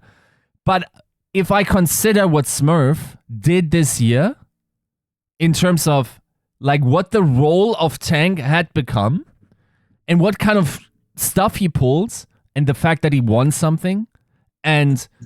Sure. How long he has been doing it. The one thing that I will say is, and that hurts both also Kevster and Shu, is that he has another MVP candidate that I also recognize to be an elite player, right? Mm-hmm. So, like, other than Proper, who very often feels like he has to do it alone without another super elite player on his team, which I don't think, honestly, and I think we might get into that as well.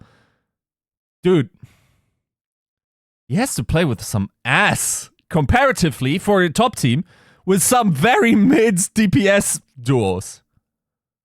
Preach. And they had to fucking get Striker in for him. You know what I'm saying? Like, bro, they had to be like, fuck, we need to get Striker back. Like, I don't know shit. if anything says desperation more than getting Striker back, man.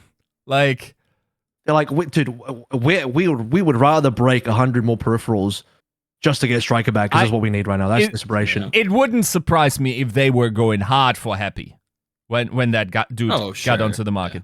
They must have gone hard. And then seeing Happy go to the glass, it's like, oh, fuck. Fuck. Where's Ants going? Do we do Ants? Like, you know that scene? Get the other hit scan from Shock back. Sloppy seconds. You know the scene in Game of Thrones when Tyrion says he wants trial by combat, and then Cersei goes to the mountain, who is like chopping people up. He's like in the training pit, and they're just like feeding malnourished prisoners at the mountain for him to chop up for practice. That's Striker destroying peripherals. Yeah. So that's Cersei is Andy Miller. He goes up to Striker's like, we need you, and I will give you any amount of peripherals you want to destroy to come back to our team. We're reinforcing our walls, but we're going to build a specific dry wall for you that is punchable, but the rest of walls is out of bounds. But you can punch this wall as much as you want. So they're ready. I mean, Shock, they're happy to pay that price, but I'm glad. Back to MVP discussion, guys. For me, I am having a toss-up between Proper and Smurf. I think Yiska's right. Like, I'm not. People think we're on here just like, yeah, we're just going to vote Proper. I don't know that I am. I think my top two candidates are Proper and Smurf. And I'm debating those two. I'm seriously debating those two right now. And if you want to get into, because let me throw a bone to the Dallas fans that are like hardcore on the Harbin train, because I think there is a bone to be thrown here. That is to say that there's a certain amount of people that when you disregard the fairness argument, let's pretend the fairness argument doesn't exist and they understand the fairness argument. But despite the fairness argument, they would still argue that Hanbin's a better choice than Smurf. Even they will happily admit, like, yeah, it's not fair. Hanbin did get benched, but even then, I think Hanbin's a better candidate, right? I'm gonna try and appeal to those people now, and I'm not saying they're necessarily wrong. I think that if you hold that opinion, I don't blame you for holding that opinion. I don't, I don't think it's a wrong opinion to have in the state of just like things being purely right or wrong. I think there is definitely opinion in that. But I do think you have to consider like what your definition of value is and what your definition of what an MVP is at that stage as well. Because the toss up between Hanbin and Smurf for me is that Hanbin has been probably stronger on certain picks to the point of being number one of that hero probably in the whole league. I agree.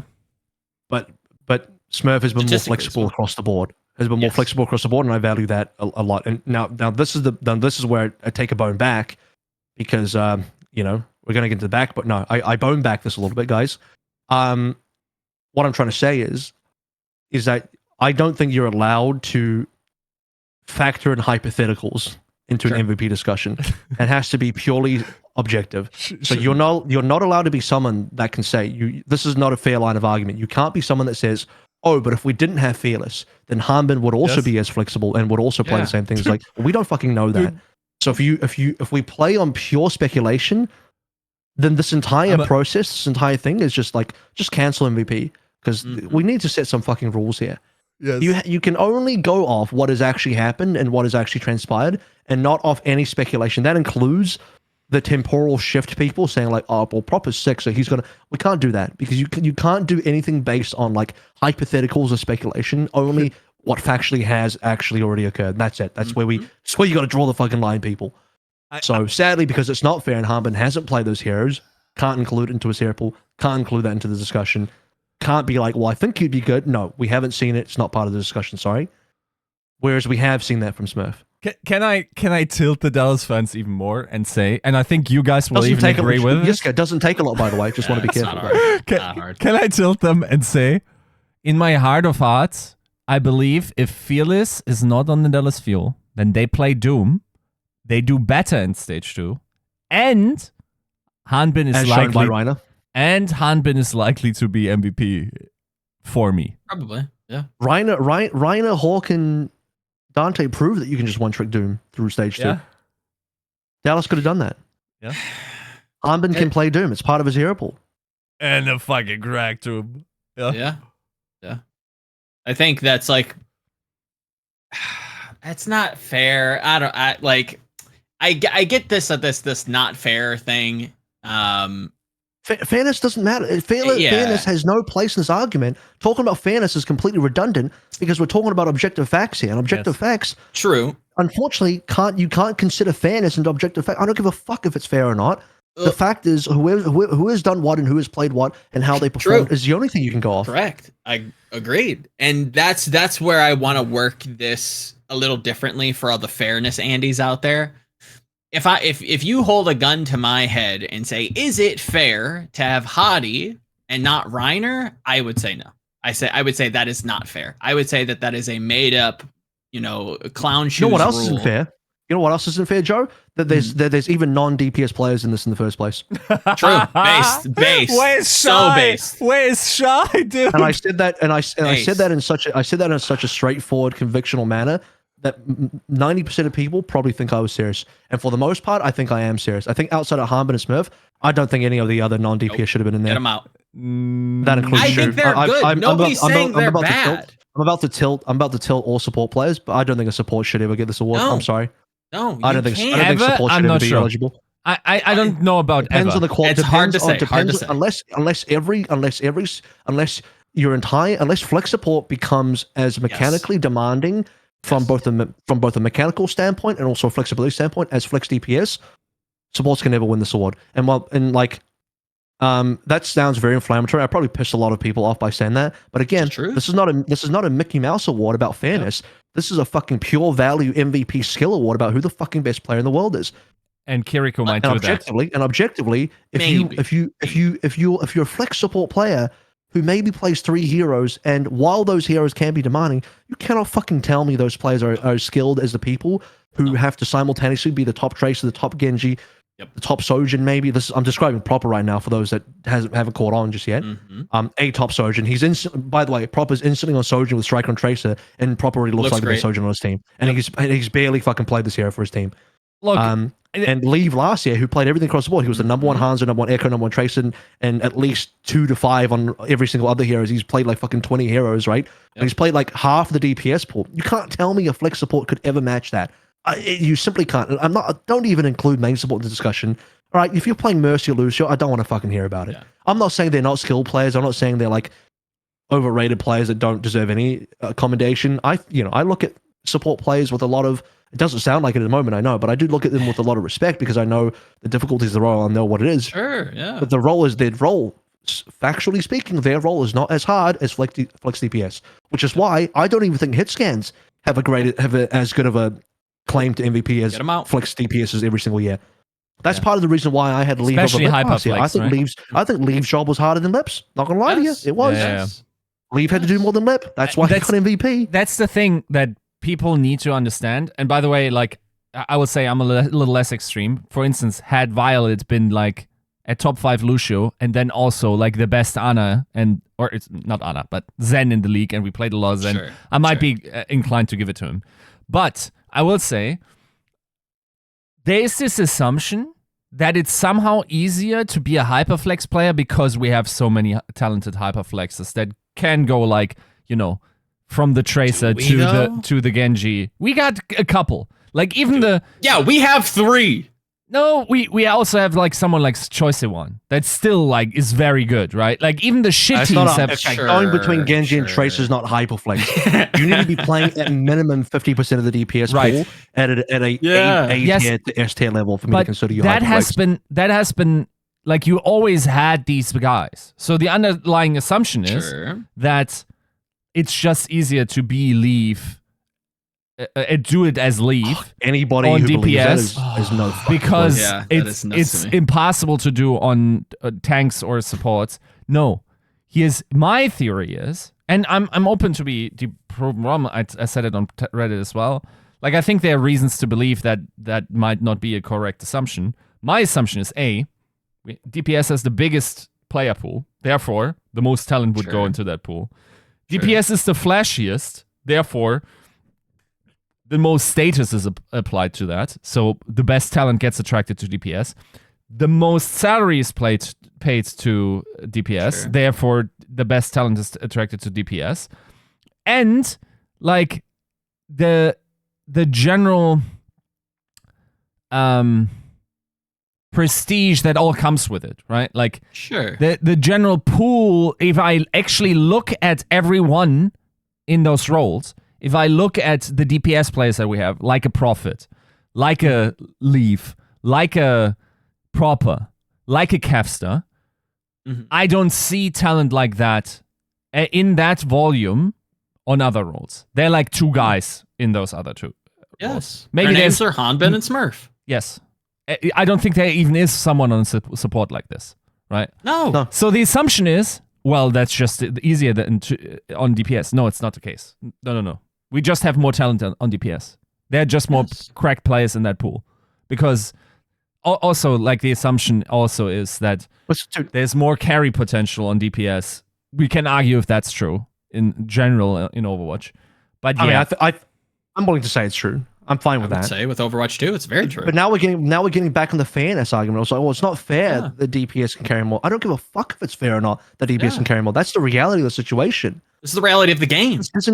This isn't like who is the best support award. This is who's the best fucking player in the world's award. Yes. I don't give a fuck if it's fair or not. If you're the best, you're the best. This is like, we're getting back in the situation now. And like, if I'm a hot woman on Tinder, I'm taking the 10 out of 10 if I can find him. I don't care that Shu is in the mix and he's whatever number you want to apply that's less than Proper. If Proper exists, I'm fucking taking him. If you have awards for Shu. Give Shu Roll Star. Okay, give Hanbin and Fearless Roll Star. AVRL, I have to say, I have one candidate in there where I don't have a good idea why I don't include him in the two top people. And I'll frame the question as such. What does Kevster need to do more in order to be considered at the Proper and Smurf rank? Can I add in one real quick thing about let's talk about Kevster now. The fact that Kevster exists as an MVP candidate, to me, removes Shu from the conversation entirely. Yes. That's I believe that's a based comment to make. I want to be clear as well, because I know there's probably a lot of very angry people out there that again probably can't see nuance and context as well. But again, for me, MVP is literally who the fucking best player is, who's the most valuable. But value and like Excellence. pure skill are very closely tied together. Excellence is a great word to use, Joe. So, do I think Shu's an amazing player? I do. Yep. Proof in the pudding in the mid-season Madness finals cast, I literally say Shu was the best support player in the world. Literally. I even pushed for him to get the finals MVP. He got the finals MVP. Guess what? Casters during the game are consulted on that. I fucking pushed for Shu to get the finals MVP in mid-season Madness. I've done my part. I've very specifically done my part to push Shu's success and to give him respect and to give him his fucking flowers. I've done that more than any fucking Redditor little Timmy on the internet has, because I've actually tangibly given him something. Said his name on broadcast, called him the best support in the world, and pushed for him to get a finals MVP on that tournament. Okay, so let's set our standard very quickly about where my position is. I'm saying, despite all of that, I don't think he can be MVP. Why? Because from a pure objective standpoint, it is more difficult to do what Proper is doing than what Shu does. And Shu's the best support player. I don't think any support player could ever like bring the value to the team that the top tier DPS players can, because from an objective skill standpoint, and this is where like I don't know if people might want to get into the very disingenuous argument of like, well, what takes more skill, support or DPS? To me, it's like not even a question. To me, it's like, well, it's obviously DPS. Yeah. Some people might want to argue support, to which I'll say, when you compare all the DPSs and all the supports and look at them from a mechanical standpoint of like what it requires to master these heroes, it's no contest. It's no contest. You have Tracer and Genji and Echo, which requires you to fucking learn all these heroes to actually use her damn ultimate, by the way, in case you fought, including heroes out of your role. You have to learn off tanks and tanks in general, and an AD. You have to actually learn other roles like supports as well to even play this hero. FYI, it's not even arguable. What are the most mechanically demanding? I'm not even talking about flex anymore. What are just the most mechanically demanding supports in the game? Anna, at this point, probably Kariko as well. Soon, sure. Right? Keep the list going. What's next after that? I don't know. Lucio, maybe. I'll throw a bone to main supports. When you look at all three, it's like I'm struggling to think of more. Like at that point, that's it. Why? Like, yes. And also, none of that even gets close to the top DPSs that the flex supports are required to play from a mechanical standpoint. Why? That's why the flex DPS players are better. Why is it always seemingly so easy, and why do we have way more flex DPS successfully switching to other roles? Why can Dante just walk into the tank role? Why can Prophet just walk onto Break? Also, why can Architect just pick up the Ana? All has always been the case in Overwatch. These guys, that the flex DPS role, the hyper flex DPS role, is the most skill attracting role in Overwatch, and it therefore has the high skill. I'm also not even saying that, because some people might interpret this as me saying support takes no skill. Obviously, it takes skill. But if we're going to compare a one-to-one apples-to-apple situation, DPS takes more skill than any other role. And beyond that as well, I'm going to draw the line and not allow anybody to get into the hypotheticals like, well, what if Shu role swapped to DPS? How good? First of all, he did. He actually played Sojourn. Wasn't very good. Didn't last. Violet played some Cassie. Pretty average. Yeah. Impressive, but so first of all, we actually have had that. But let's take the example further. Getting into the speculation of like, yeah, but if Shu was on flex DPS, then he'd be the best player. He'd be even better than Proper. I don't think anyone's saying that, but let's pretend somebody is for the sake of my strawman. Hashtag AVRL strawman. I'm doing all the things to piss you off. I'm making strawmans. I'm being inflammatory. I'm pissing off Dallas fans. It's all too easy, isn't it? It's just hard. It's far too easy on the cast these days on the potties. PC Gamer's gonna hit you up, man. I don't know. Yeah, dude, it's too easy. So my point is, it's pointless to get into speculation of like, oh, but what if Shu was on flex DPS?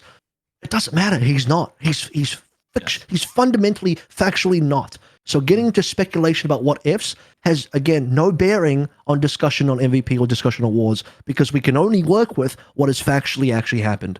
We can only work with that. I will even allow you to include shoes Sojin performance into his MVP. You probably don't want to. It probably would actually worsen his candidacy, but I'll allow you to include it because he factually played it.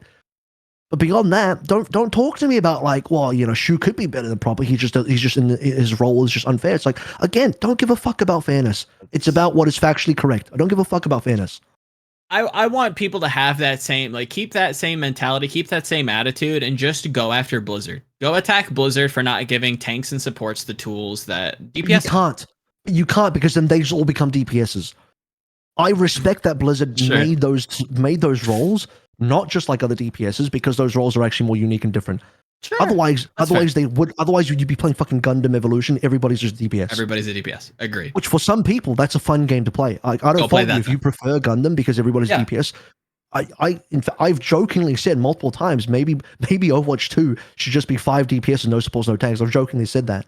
But like, honestly, the game wouldn't even be that bad if everyone was just DPS. I mean, TF2, for fuck's sake, which this entire game's based off, is like all DPS except for Medic. Yeah. So I don't think that game would be bad. I'm just saying, but like, it's not our game, and I appreciate that Blizzard did not make an all DPS game. As much as I joke about it happening, I appreciate that supports and tanks have a different job, and maybe a lower skill floor. I don't mind that. Maybe a lower skill ceiling as well. I don't mind that because it allows people like me, who's a washed up old game with bad reflexes and can't fucking play the game properly, to like one trick a tank, to one trick a diva to try and climb this year. Yes.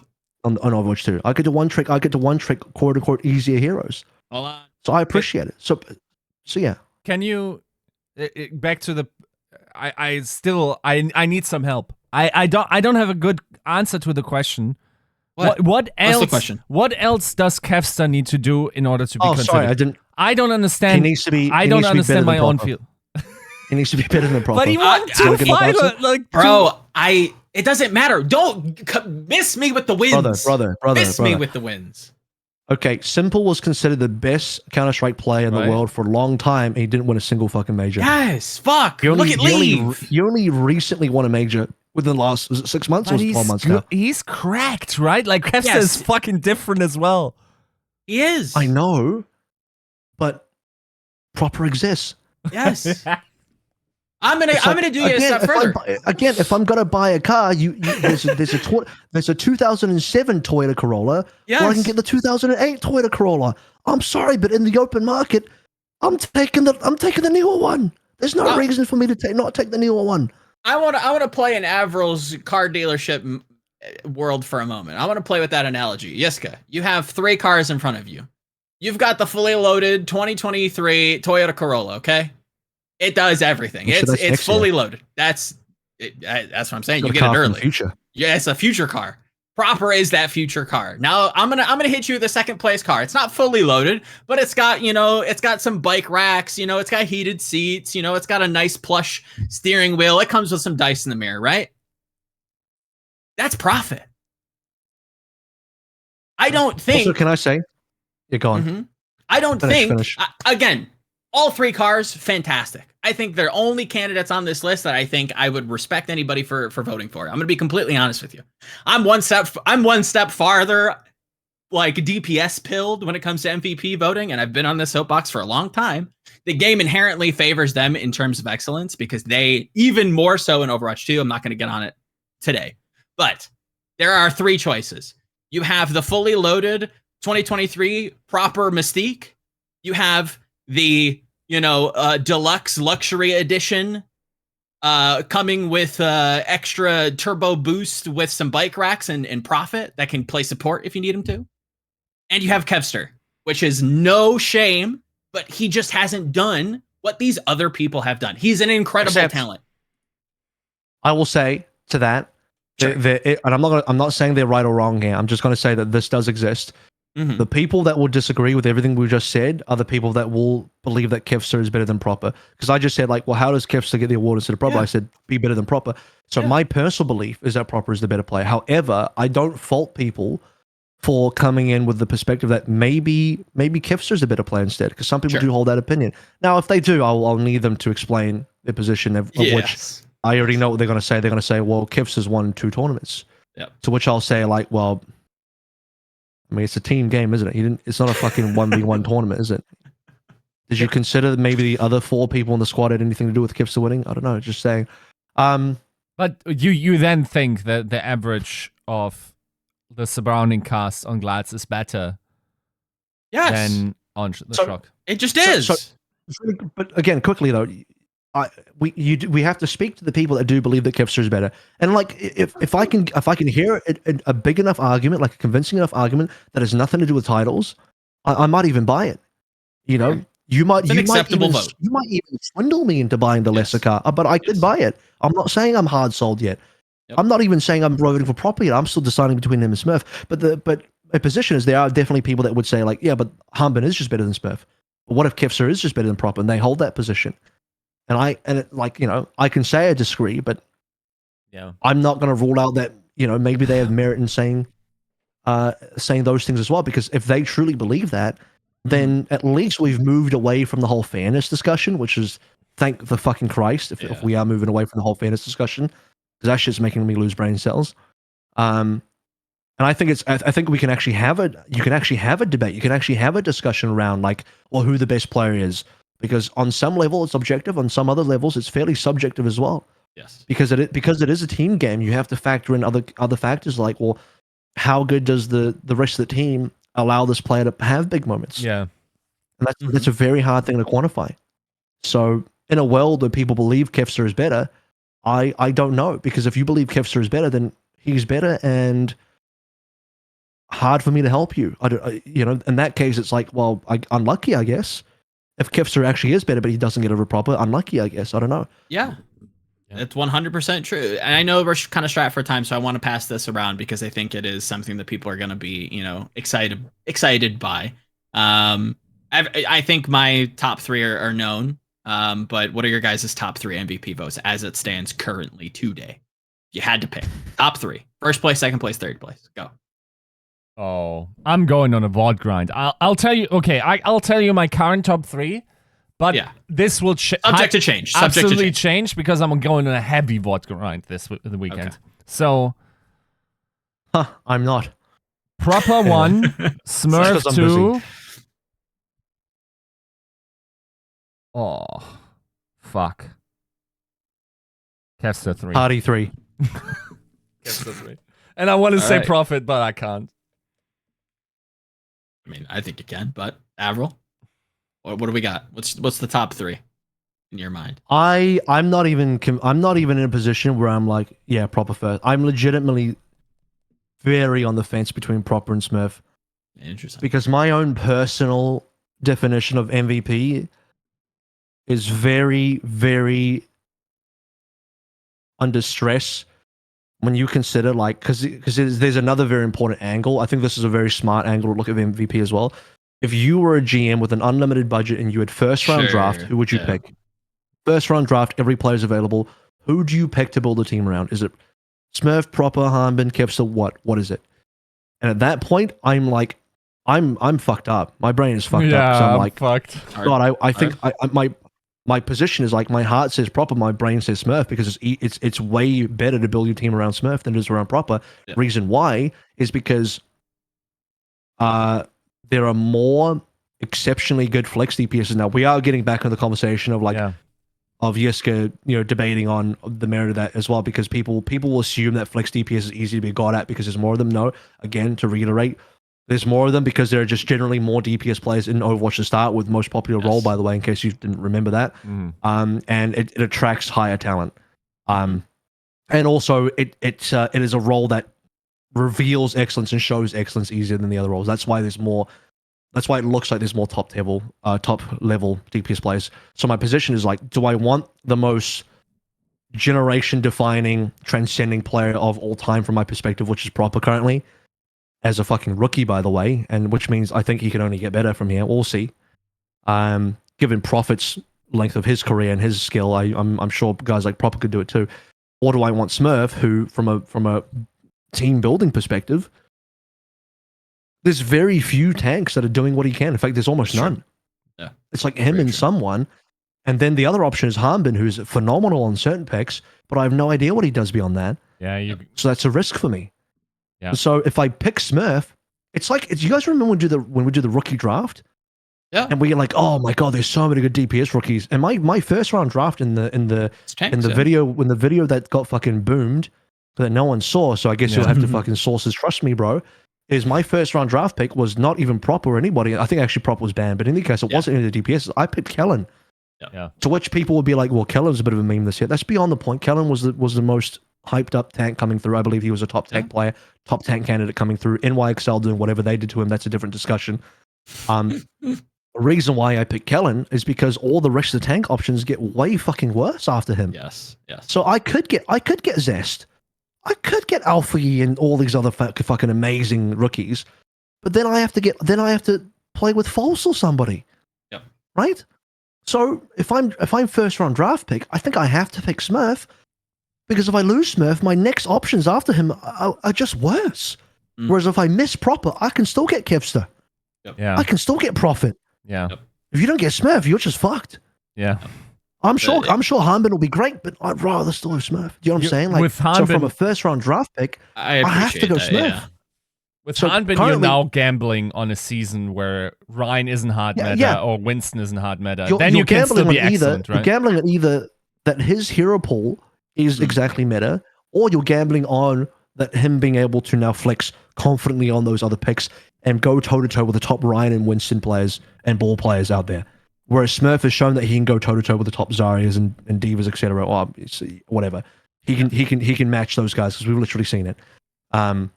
So I guess by that definition, my current front runner has to be Smurf. Because if I was a GM, my first round draft pick, I kind of have to.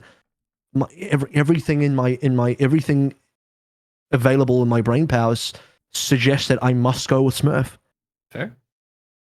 Even though Proper is like a generation defining player, I still have to go Smurf just because of what he's done. And he's the only tank to have done it to his level. Literally no one else has done it. Yeah. So Smurf in that one, hesitantly Smurf 1, Proper 2. Fuck it, Kevster 3. I really want to do Prophet as well, but I feel like I can't do two soul players. Yeah. I can't do two soul players, so I have to go. Or maybe I could. You know what? Actually, I have to rescind that, because I can't be the guy that goes on to a whatever how long many minute rant about fairness, and then get a little bit get a bit weird about like, oh, but it'd be more fair for Kevs. I can't do that. So give it to Soul. So should I give it? Should I just do? You know what? I'll give it to Prophet. What does your brain say? Well, fuck fairness, because I'll give it to Prophet, because he's also covered support. He's been at the top of his game across the board on all of his picks as well. Is it fair that Gladiators didn't put Kevster on support? Nope. No, I don't give a fuck. Too fucking bad. Joe, come on, give me the crackpot. You probably have something else, right? That's I literally laid out my Rolodex of cars in front of me, right? Number one, like, first, I appreciate where AVRL's coming from. I agree that like tank is a very shallow pool, and like your money is best spent there. However, I'm of the opinion, for me, and I think like my rookie draft kind of shows this, that like DPS are the make or break. These are your quarterbacks. These are your playmakers. These are the guys coming into the pocket and doing the clutch shit. Like, they influence the game at a drastically higher, in Overwatch 2 for sure, disproportionate level within Overwatch 2 specifically. I'm changing the proper. Fair. Again, I don't even like, I'm not even mad at the, like, if you are looking at like strict monetary value, I can see tanks being in the discussion. But for me personally, I don't hold that opinion. So for me, it's 1, it's Proper. 2, it's Profit. What edges him out over Kevster is the support play. You just don't see that. You do not see that. I think it is a very close race. I don't see, you can't judge the resume of Profit and judge the resume this season for both candidates of Kevster and not put one over the other. I'm sorry, you can't. I think Kevster is a great player, a hyperflex. I don't know what else I need to do to like get off, like to get the Glads fans off, but he's coming in third. It's okay. He's bronze in my book. It goes Proper, it goes Profit, it goes Kevster. That's at the end. Damn, you're I don't. Damn. I don't think kind of based. I don't think that like when we talk about excellence, when we talk about like impact in the game, Smurf has had moments where he has been incredible, carrying his team, doing what he needs to do, but it just isn't the role to do that. I'm sorry. MVPs for the foreseeable future unless somebody comes from the depths of hell straight into the Overwatch League and is actually putting up unfathomable numbers across the entirety of the tank and entirety of the support pool. We will not see an MVP in tank or in support for a considerable amount of time in this game system. You want to know Just how a not support happening. player could get MVP over a DPS player? They play DPS. They roll swap to DPS. Or stage and it looks good. Yeah. Yes. That's how a support player That's gets how MVP. you would have to do it. You would have to do so much because that's exactly what these hyperflexes are doing. You literally have that in reverse. You have DPS players going to play support and they look good. Yeah. It just, I'm sorry, it just doesn't happen. Give them a roll star. Yeah. Make up a word for them. I don't care what you need to about to do. leave. Also, I'm going to pop off on everyone saying, well, you played it during GOATs. Motherfucker, have you seen that hero? How much it changed? That fucking shit has nothing to do with each other anymore.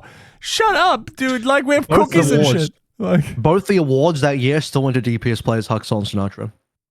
Still went to DPS players, even in like As a they tank should. meta, also, which is funny. They're crazy. by the way, arguably, and this is, we won't be able to discuss this, but arguably, Prophet made the sacrifice going to support, losing out on roll stars because of that. Could be, yeah. Certainly could. No. I'm not gonna- No. Prophet is now my support role star. He's the Kareem of this season. That's what I like to hear. Based. So, yeah, I don't know. To me, it's a debate where like, what is value? Is value the literal best player in the world, which is Proper in my opinion, or is it like what is going to give you the most success from a team building perspective, especially in comparison to their comparisons of other players in position, which is Smurf, right? Yeah. Because like I said, the quality of tanks after Smurf starts to dip. Yeah. Let's include Harbin. After Smurf and Harbin starts to fucking dip. Mm-hmm. Whereas after Proper, you still have Kevster, you still have Prophet, you still have Zest and blah, blah, blah, blah, blah, blah, blah. Sure. But still, Proper is the best player in the world. I feel like for being the best player in the world, I should vote for Proper. I should be going for Proper. Right? Because I have to be consistent with my criteria. Last year, I gave it to Leave despite winning nothing because I felt like he was the best player in the world and therefore brought the most value and was doing something that other players weren't able to do that year. Yeah. Mm-hmm. And now, like, if I have to follow that criteria again, it probably should go back towards Proper, even though Smurf's position is so fucking strong as well. There's a lot of good candidates. And by the way, for the people that are still not convinced, remember, I don't know if you watched all the way back then, but pre-season, my prediction was that Harbin would get MVP. Yeah. That was my legit. That's on record. You can find the fucking VOD. It's on record. I said that. I predicted Harbin would get MVP, and now I'm even switching tone. So if I wanted to be self-serving, I'd push the Harbin narrative fucking hard, and then I'd look like a genius preseason. I'd be the fucking Nostradamus. Why wouldn't I want to do that? Because I'm not trying to be self-serving in this conversation. I'm trying to be objective, and objectively, I have to look at Proper or Smurf. Probably now more Proper than Smurf, based on what we just said in the last 2 minutes. So that's my position. I don't know. No. All right. I will personally sign off. I don't know if you guys want to keep going or not. There's still potentially games and stuff. That's a good What capstone do you guys for wanna the do? MVP Good, yeah. discussion. Yeah. I mean, Okay. let's be honest. Some bigger teams seem to also have started phoning it in. Maybe not sandbagging, but like, I don't know. And So it's still up for some teams. And I know there's some good games, but yeah. with that, I have to leave. I've run out of time for today. I would stick longer, but I've run out of time today. And I will also not be casting the games this weekend because I'm going to be away. So enjoy all of that. Watch Valiant Guangzhou. Could be one of the most important games this year in the regular season. That is non-tournament game.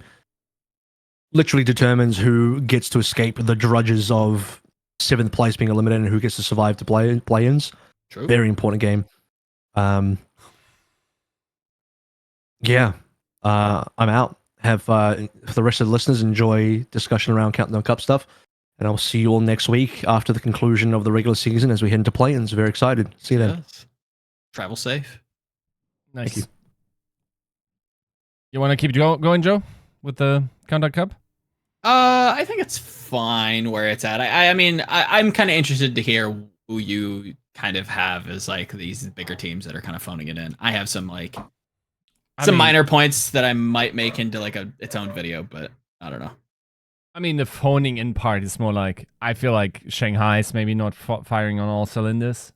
I just think that's their team. I just think that's who they are. Yeah. I'm going to call a spade at this point. They've shown me that every stage they start incredibly slow. They look lost. They have to find themselves. And this stage in particular does not suit them. So I don't rate them as a strong team. Just who they are. Yeah, I mean, there's certainly an argument there. And they had to do a lot, like, Jesus Christ, Lippin, Lee Jagon really had to go all out to turn this around against the Spark, right? Like, that was unreal as well. That's not a good sign when you have to like weigh your success on like all-star like vintage all-star level like clutch performances to like get it across the line over teams that you probably should be beating on like an average day. So no, the likes of the Shock in this meta, Gladiators to an extent, the Shanghai Dragons, all are kind of suspect for me right now. They're just not. They're not those guys anymore. They're just not. Yeah. For everybody has their own individual reasons as to why. I think there is a through line when it comes to like a strong second man. Who's the strong second man in Shanghai, Yiska? You tell me. Who are you? That's who it is. Lip and Asiaka. Lip has to be 1 and 2, right? Yeah. You know what I mean? There's not a strong secondary threat when it comes to DPS. You look at Shock. You kind of alluded to it earlier. The stats lab's out, guys. I don't know what I need to... there's no more defending Kilo. Yeah. He's mid. It's just mid. He's fine. Yeah. That's it. When it comes to Glads, strategically, they're very frustrating because I think we've seen enough examples to get happy off of Sombra, and they seem very caught in the paradox of we are bad at it, but we'll never improve if we stop doing it. Yep. So they keep running it, and it still doesn't look good. That's why you go to like Game 5 versus New York, and like again, a lot of the same logic that I talk about, with Shanghai and Spark can be applied here as well with the Glads. It's not great dives. Kevster kind of has to do a lot of the heavy lifting. They look like noticeably better when Happy is not on the Sombra, right? Yeah. And that's not any shade to New York because I thought they had a great game as well. I thought Yaki and Flora had some pretty impressive performances. But again, you look at these suspect like top teams, and there's some red flags. The common thread there. Where's the second DPS? Where's the consistent threat? Where's the Zests? Where's the Alpha Y's? They're lacking a consistent and equal threat. I think a team like Toronto this week for me has really jumped up because as much as I was giving Hisu a lot of flack last week on the Sombra, I didn't think he looked particularly great. I thought they probably should got off of it. I think it was a complete 180 this week. I think he was probably the best Sombra, and it wasn't close. The amount of transitions he was getting with his EMPs, he was getting double kills. He was actually finding value with it, which is still pretty hard to do. Yep. They look pretty all right. Like they could probably compete with some of these best teams. That it's no shock to me, no pun intended, that they beat the Shock, right? And I think we even said as much in predictions. Like Shock could lose to Atlanta, and for my money, when I was doing VOD review, I thought they should have a couple of times, right? Like I thought it should have been a 3-0 or a 3-1, based on how the matches were going. So yeah, I don't know. I don't think it's phoning it in. I think these are just who these teams are. I think it's just like they're not the teams of old. They're not the Shock of old. They're not the Shanghai Dragons that are impeccable. They have very prominent flaws, and it requires a lot for them to kind of even keep up anymore. So I don't know. Did you feel that Shock was firing on all cylinders? No, firing on all cylinders would mean that they're hitting their higher thresholds. I would say that their ceiling for me is considerably lower than I think it is for a lot of people, especially within this meta. And even then, I don't think they've been playing all that well. I still think they have really odd they have an odd view of how to engage. There's one particular play. I don't know if we can pull this up, but I'll link it in chat just so that you guys know what I'm talking about. It's on Lijiang versus Atlanta. And Kaluge boosters. So it's on Lijiang Tower, it's on Gardens. Shock's recontesting. Kaluge boosters to like reposition. And Atlanta just takes it and is like, oh, okay, cool. You use this like really important cooldown. We're just gonna like dive you and kill you. And I thought not only was that like really like quick thinking from Atlanta and like really smart, but Shocker, the team, you look at the support line, they're running Ana Lucio. Like that's the comp that needs to be engaging first. That's the comp that needs to be up in the tempo, not like leapfrogging across the map to kind of set up the dive. No, you have to just send it in. Or you just need to be playing a different composition. I genuinely think that. So I still think they have problems when it comes to engagements. I still think they're a problem when it comes to like team fighting. You can't just be this slow and play compositions that are meant to be fast. I think it's completely a misread of like what the comp wants to do. I think you're fighting against your own win conditions. And I think this is another team that I think earlier in the week when we saw them play against Toronto, I thought they had a lot more success, weirdly enough, playing with Sam on the Echo with the Ana Lucio, because it made the game script more direct. It gave you a direct transition into engages because it's just speed boost, find a target and kill it. There's no leapfrogging around. There's no like trying to like be really methodical. You kind of have to throw it in. We've seen this work with Rush. We've seen this, the coach Rush, not the style Rush. I think that's specifically why like Dallas is so good, is because they get how to engage. They're very direct in how they do it. It doesn't have to be pretty. It's usually not. But they're playing up to what like the comp dictates that you should be playing, right? Like you're playing to your win conditions. So I think Shock are still on their sea legs. They don't know how to get under them. Obviously, there's still some growing room with Striker, but I think they're another team that probably should just be getting off of the Sombra and like really relying on like Sojourn, Tracer just to like will it across the line, because like the macro just isn't there. Yeah, I agreed. It also just seems like the meta still seems like, even in week 2, seems less than figured out. Not that it matters, and I think this is also another hill to get on in terms of like how this all relates to the actual eventual season outcome, because I don't think that there's much. But yeah, it's hard. Like the integrating the player once again, like, yes, you have some, well, you don't really have pre-existing synergy other than with Violet. There's not a lot. Yeah. Not even sure if that a lot of that exists. You probably want to try to find comfort picks as much as possible and just like really just outskill opponents. I think that's what you want to do. If you're the Shock, you're saying. Like, if you're the Shock, this is what you really should be doing. Well, I 100% agree. You need to be outskilling your opponents because, like, you have the team to do so. It's not going to be, like, a methodical. You have to get off that train. And I think, like, that's really hard for Krusty specifically to, like, let go of. Because I think he's built a career on doing that. And I don't even... Actually, is that true? If you, like, remember back to GOATs, like, was this not a team that, like, was very much, like, a Vancouver style of just, like, run it in? Like, be aggressive? No, they had good rotations, right? Like, yes, they were aggressive, but, like, in a smarter way. Sure, it was a measured way. We good click heady. They just understood rotations well, right? Yeah. That's fair. But and I think that's what this Shock does still have, but they're just not playing the styles that favor that, like, attribute. Like, they have that attribute on their, like, stat card, but they consistently want to keep playing with, like, the mage class, right? Like, they're very strong. Yeah. They have, like, high strength, but they keep wanting to, like, play with the staff. And this just isn't going to work, guys. Yeah. Just take a sword. Yeah, for real. Yeah. No, I don't hate that. Especially, like, you don't have time to switch attributes, you know? Yes. You can't respec. Unless, like, Kilo just magically becomes much better, or you hit, like, a... Honestly, it's frequently weird while they're not playing Sam more in Genji metas. I think, like, that was also an out that they had. At least on a couple of maps.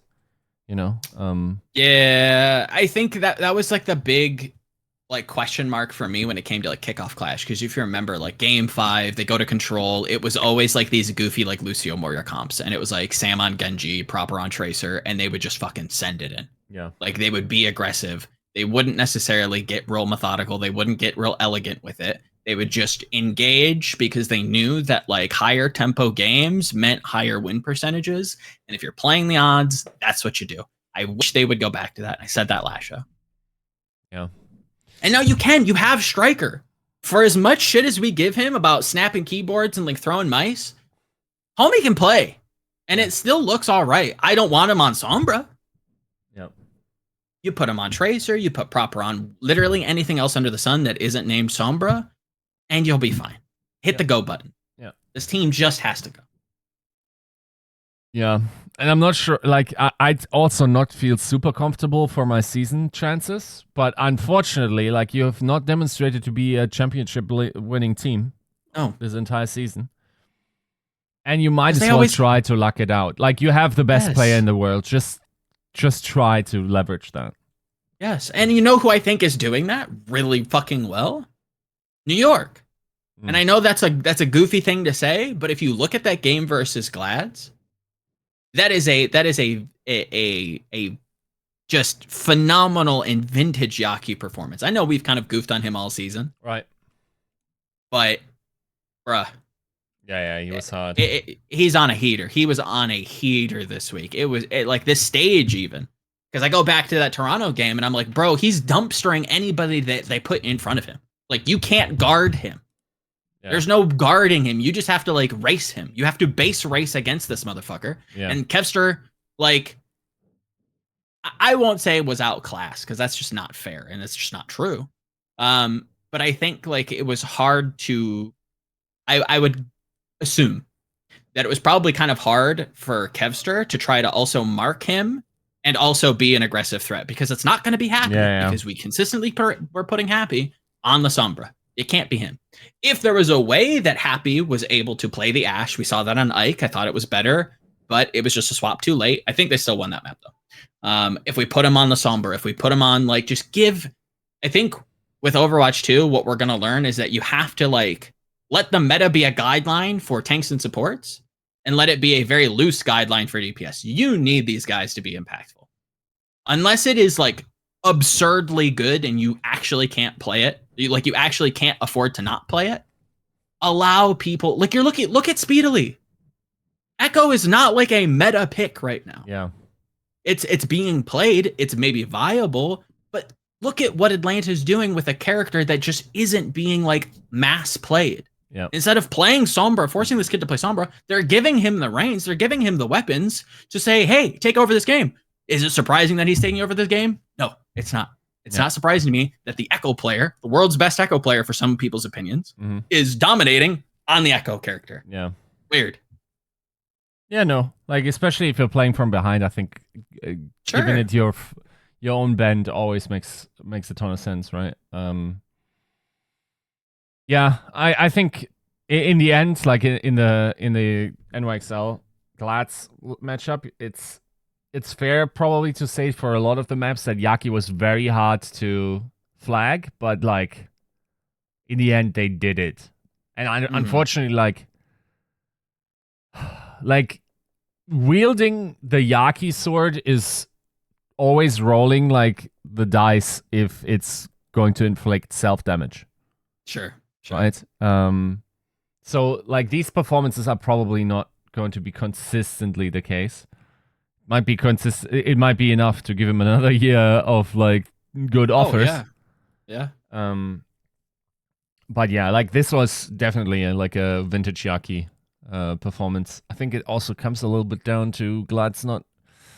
They look pretty good against London, right? Like, it was actually quite interesting to see that they were struggling despite this stage being pretty good for them, I would say. Maybe more praise is in order for the NYXL then. Yeah, I would say that this is, like, New York playing, like, up to maybe their ceiling, whereas Glads is, not necessarily playing poorly. Even though I think that like there are some coordination issues that are still very prominent. You look at like teams like Toronto, you look at teams.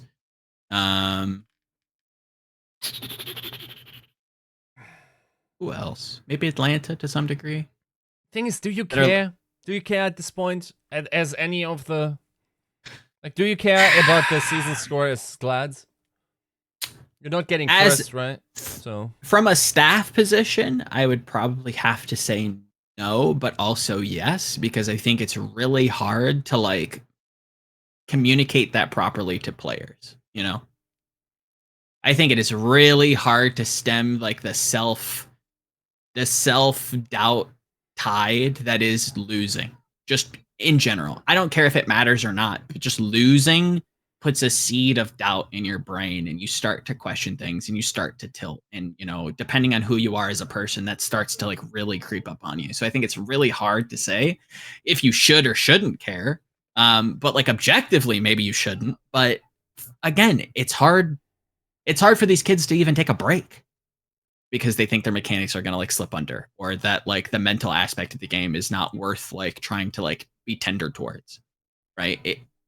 It's really difficult to say either way. I could see either yes or no to that question as like acceptable. Like, should you care? Yeah, we can't lose tempo. We have to keep motivating ourselves. We have to keep pushing. We have to keep grinding, because if we don't grind, we're not going to win. Or no, we've already made it. We should take a mental reset because it's going to improve us for what actually matters. I'm not mad at either one. Yeah, no. I think that's generally true. I think what frustrates me about this, and it's also a little bit, I don't know, this stage feels very deflated. Like not only have I felt some fatigue with viewing, it's also really just the play-ins. There's no countdown cup. Yes, there's no like thing to look forward to other than the playoffs, and it's like, well, we're gonna play a different player in the playoffs, so we might as well just wait till playoffs. And hypothetically, there's unfortunately also this meta is unlikely to tell us much how a team will perform in playoffs.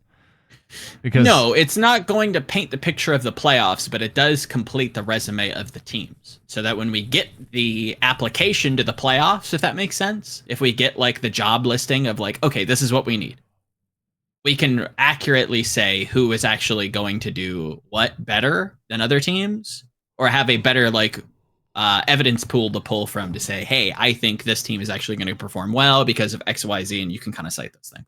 So I agree. It is deflated, but I don't think it's like without merit. And I know that's not what you're saying, but jumping ahead of the comments. Yeah. No, but yeah. I don't know. Going forward, like, are there any good games to look forward to this week? Let me see. So, let's pull up pick'ems. I still gotta do mine. So there's a lot of. Oh yeah, Eric's bringing it up.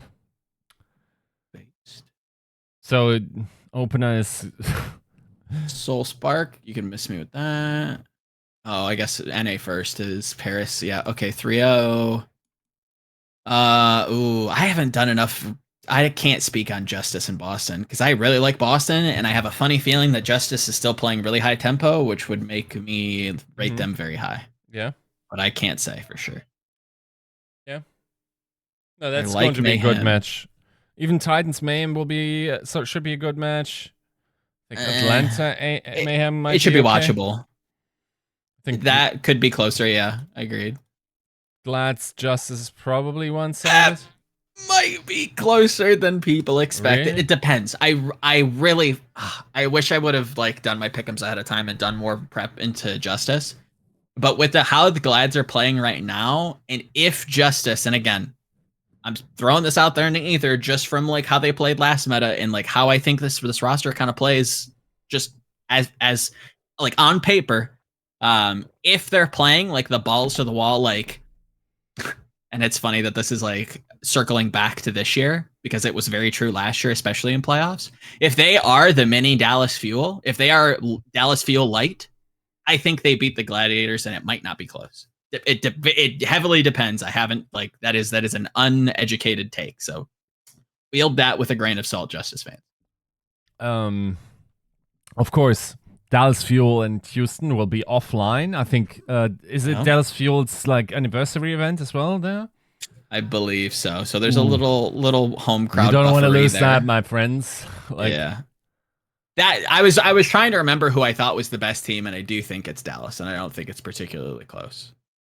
Okay. I think there's a big delta between Dallas and then like Shock, Glad, some other teams. Hard to say. Not enough research done. Pod review done. Vancouver, Paris isn't very interesting. Fuel Atlanta could be closer than I think people expect. Boston Glads, that's another one. I think Glads are very upsettable. Gun to head, who does it? Who's more likely to upset, Justice or Boston? Boston. Yeah, I kind of want to say Boston. Yeah, I'm gonna say Boston. That one's a tough one though. Hard to say. I really want to put in a fuck. It's so hard to say. I really need to put in my vote because I'll probably forget because I'm going out of town tomorrow. But okay, let's speed run APAC. You ready? Yeah. Soul Spark. Should be easy. Soul 3-0. Soul 3-0. Charge Valiant. I've got Charge. I've been on the Charge bandwagon. I think with Stats Lab coming out, I see Xerneas like creeping back up in terms of like support, or rather Lucio statistics, for a like losing team that's like kind of mid. He's been looking crazy. very strong. It's been very good, right? Like again, like he was him Astro, Lee J Gone were like the people who like just jumped into my head when in the preseason you were like main support's dead, like just rip. I'm like, bro, like these kids frag like motherfuckers. Like this is that's an insane take. Yeah. There are a lot of fucking not so hot main supports in the league. I wholeheartedly agree there. But like those who are actually like Lucio is quickly becoming like a role like a Tracer would. Yeah. Like you need a Lucio on your team. Just period, the end. It's too good not to play most of the time. Yeah. It's always meta for the majority of seasons. You need a Lucio player. So for my money, I've got Charge, and I don't think it's close. 3-1, I'd say. Yeah. I also would say Charge. Charge Spark, Charge. They have back-to-back games. Chengdu Sparks? I think it's Chengdu Spark, actually. I think that might be wrong. At least Pick'ems has it. Chengdu Spark. Okay, Chengdu Spark. In that case, Chengdu? Yeah, I'm going to go 3-2. Like, Spark is just doo-doo, man. Like, that Neko... Oh... What are you going to do? That's one of those... You talk about not being fair. That's a not fair one. Is Dragons Valiant? Is that right? Yes. Yeah, then Dragons. Yeah. I think this might be closer, but I think it's a game Dragons. 5er. Yeah. I think this is a 5er because I'm hearing like who is it? Becky performing extremely well. Again, not really well versed with the Valiant currently. But they're doing well from my recollection and looking at some of these, highlights and stuff. So I think that like they have it within them to probably take a Shanghai that looks very immortal, very beatable to their brink. But when a push comes to shove, this is the Shanghai Dragons. They have Lip, they have Izzyaki, they have Lee Jae-gon, even though that he's not the same carry made support that he was ages ago. I think they can probably muster something together. Let's say. Philly Chengdu. This feels like a coin flip. No. Yeah. It's really like Philly's game to win or lose, like which Philly shows up. And I hate that like this is the analysis like every game that we call of them that's like remotely close, but like I don't know. I'll give them this one, but I think they lose versus Seoul. I'll say 3-1 Philly. Yeah. Yeah. Chengdu Shanghai, right? Yeah. Who did Chengdu play recently? Let me What do you think? I think While I look I think Shanghai is probably back. They're usually back by Yes, week 3. agreed. They're in full shape. They understand the meta more. They're slow to it, but once they understand the execution, they're usually back. Also, Blip is back, so that's true. we're They rolling. did lose. Chengdu did just lose to Valiant 3-2. Sure. And that's not, for my money, that's not like a strong metric of success. And I agree, Shanghai is usually back in the fold, firing like a well-oiled machine at this point. Even though I think the machine's a little outdated, I'll go 3-1 Shanghai. Okay.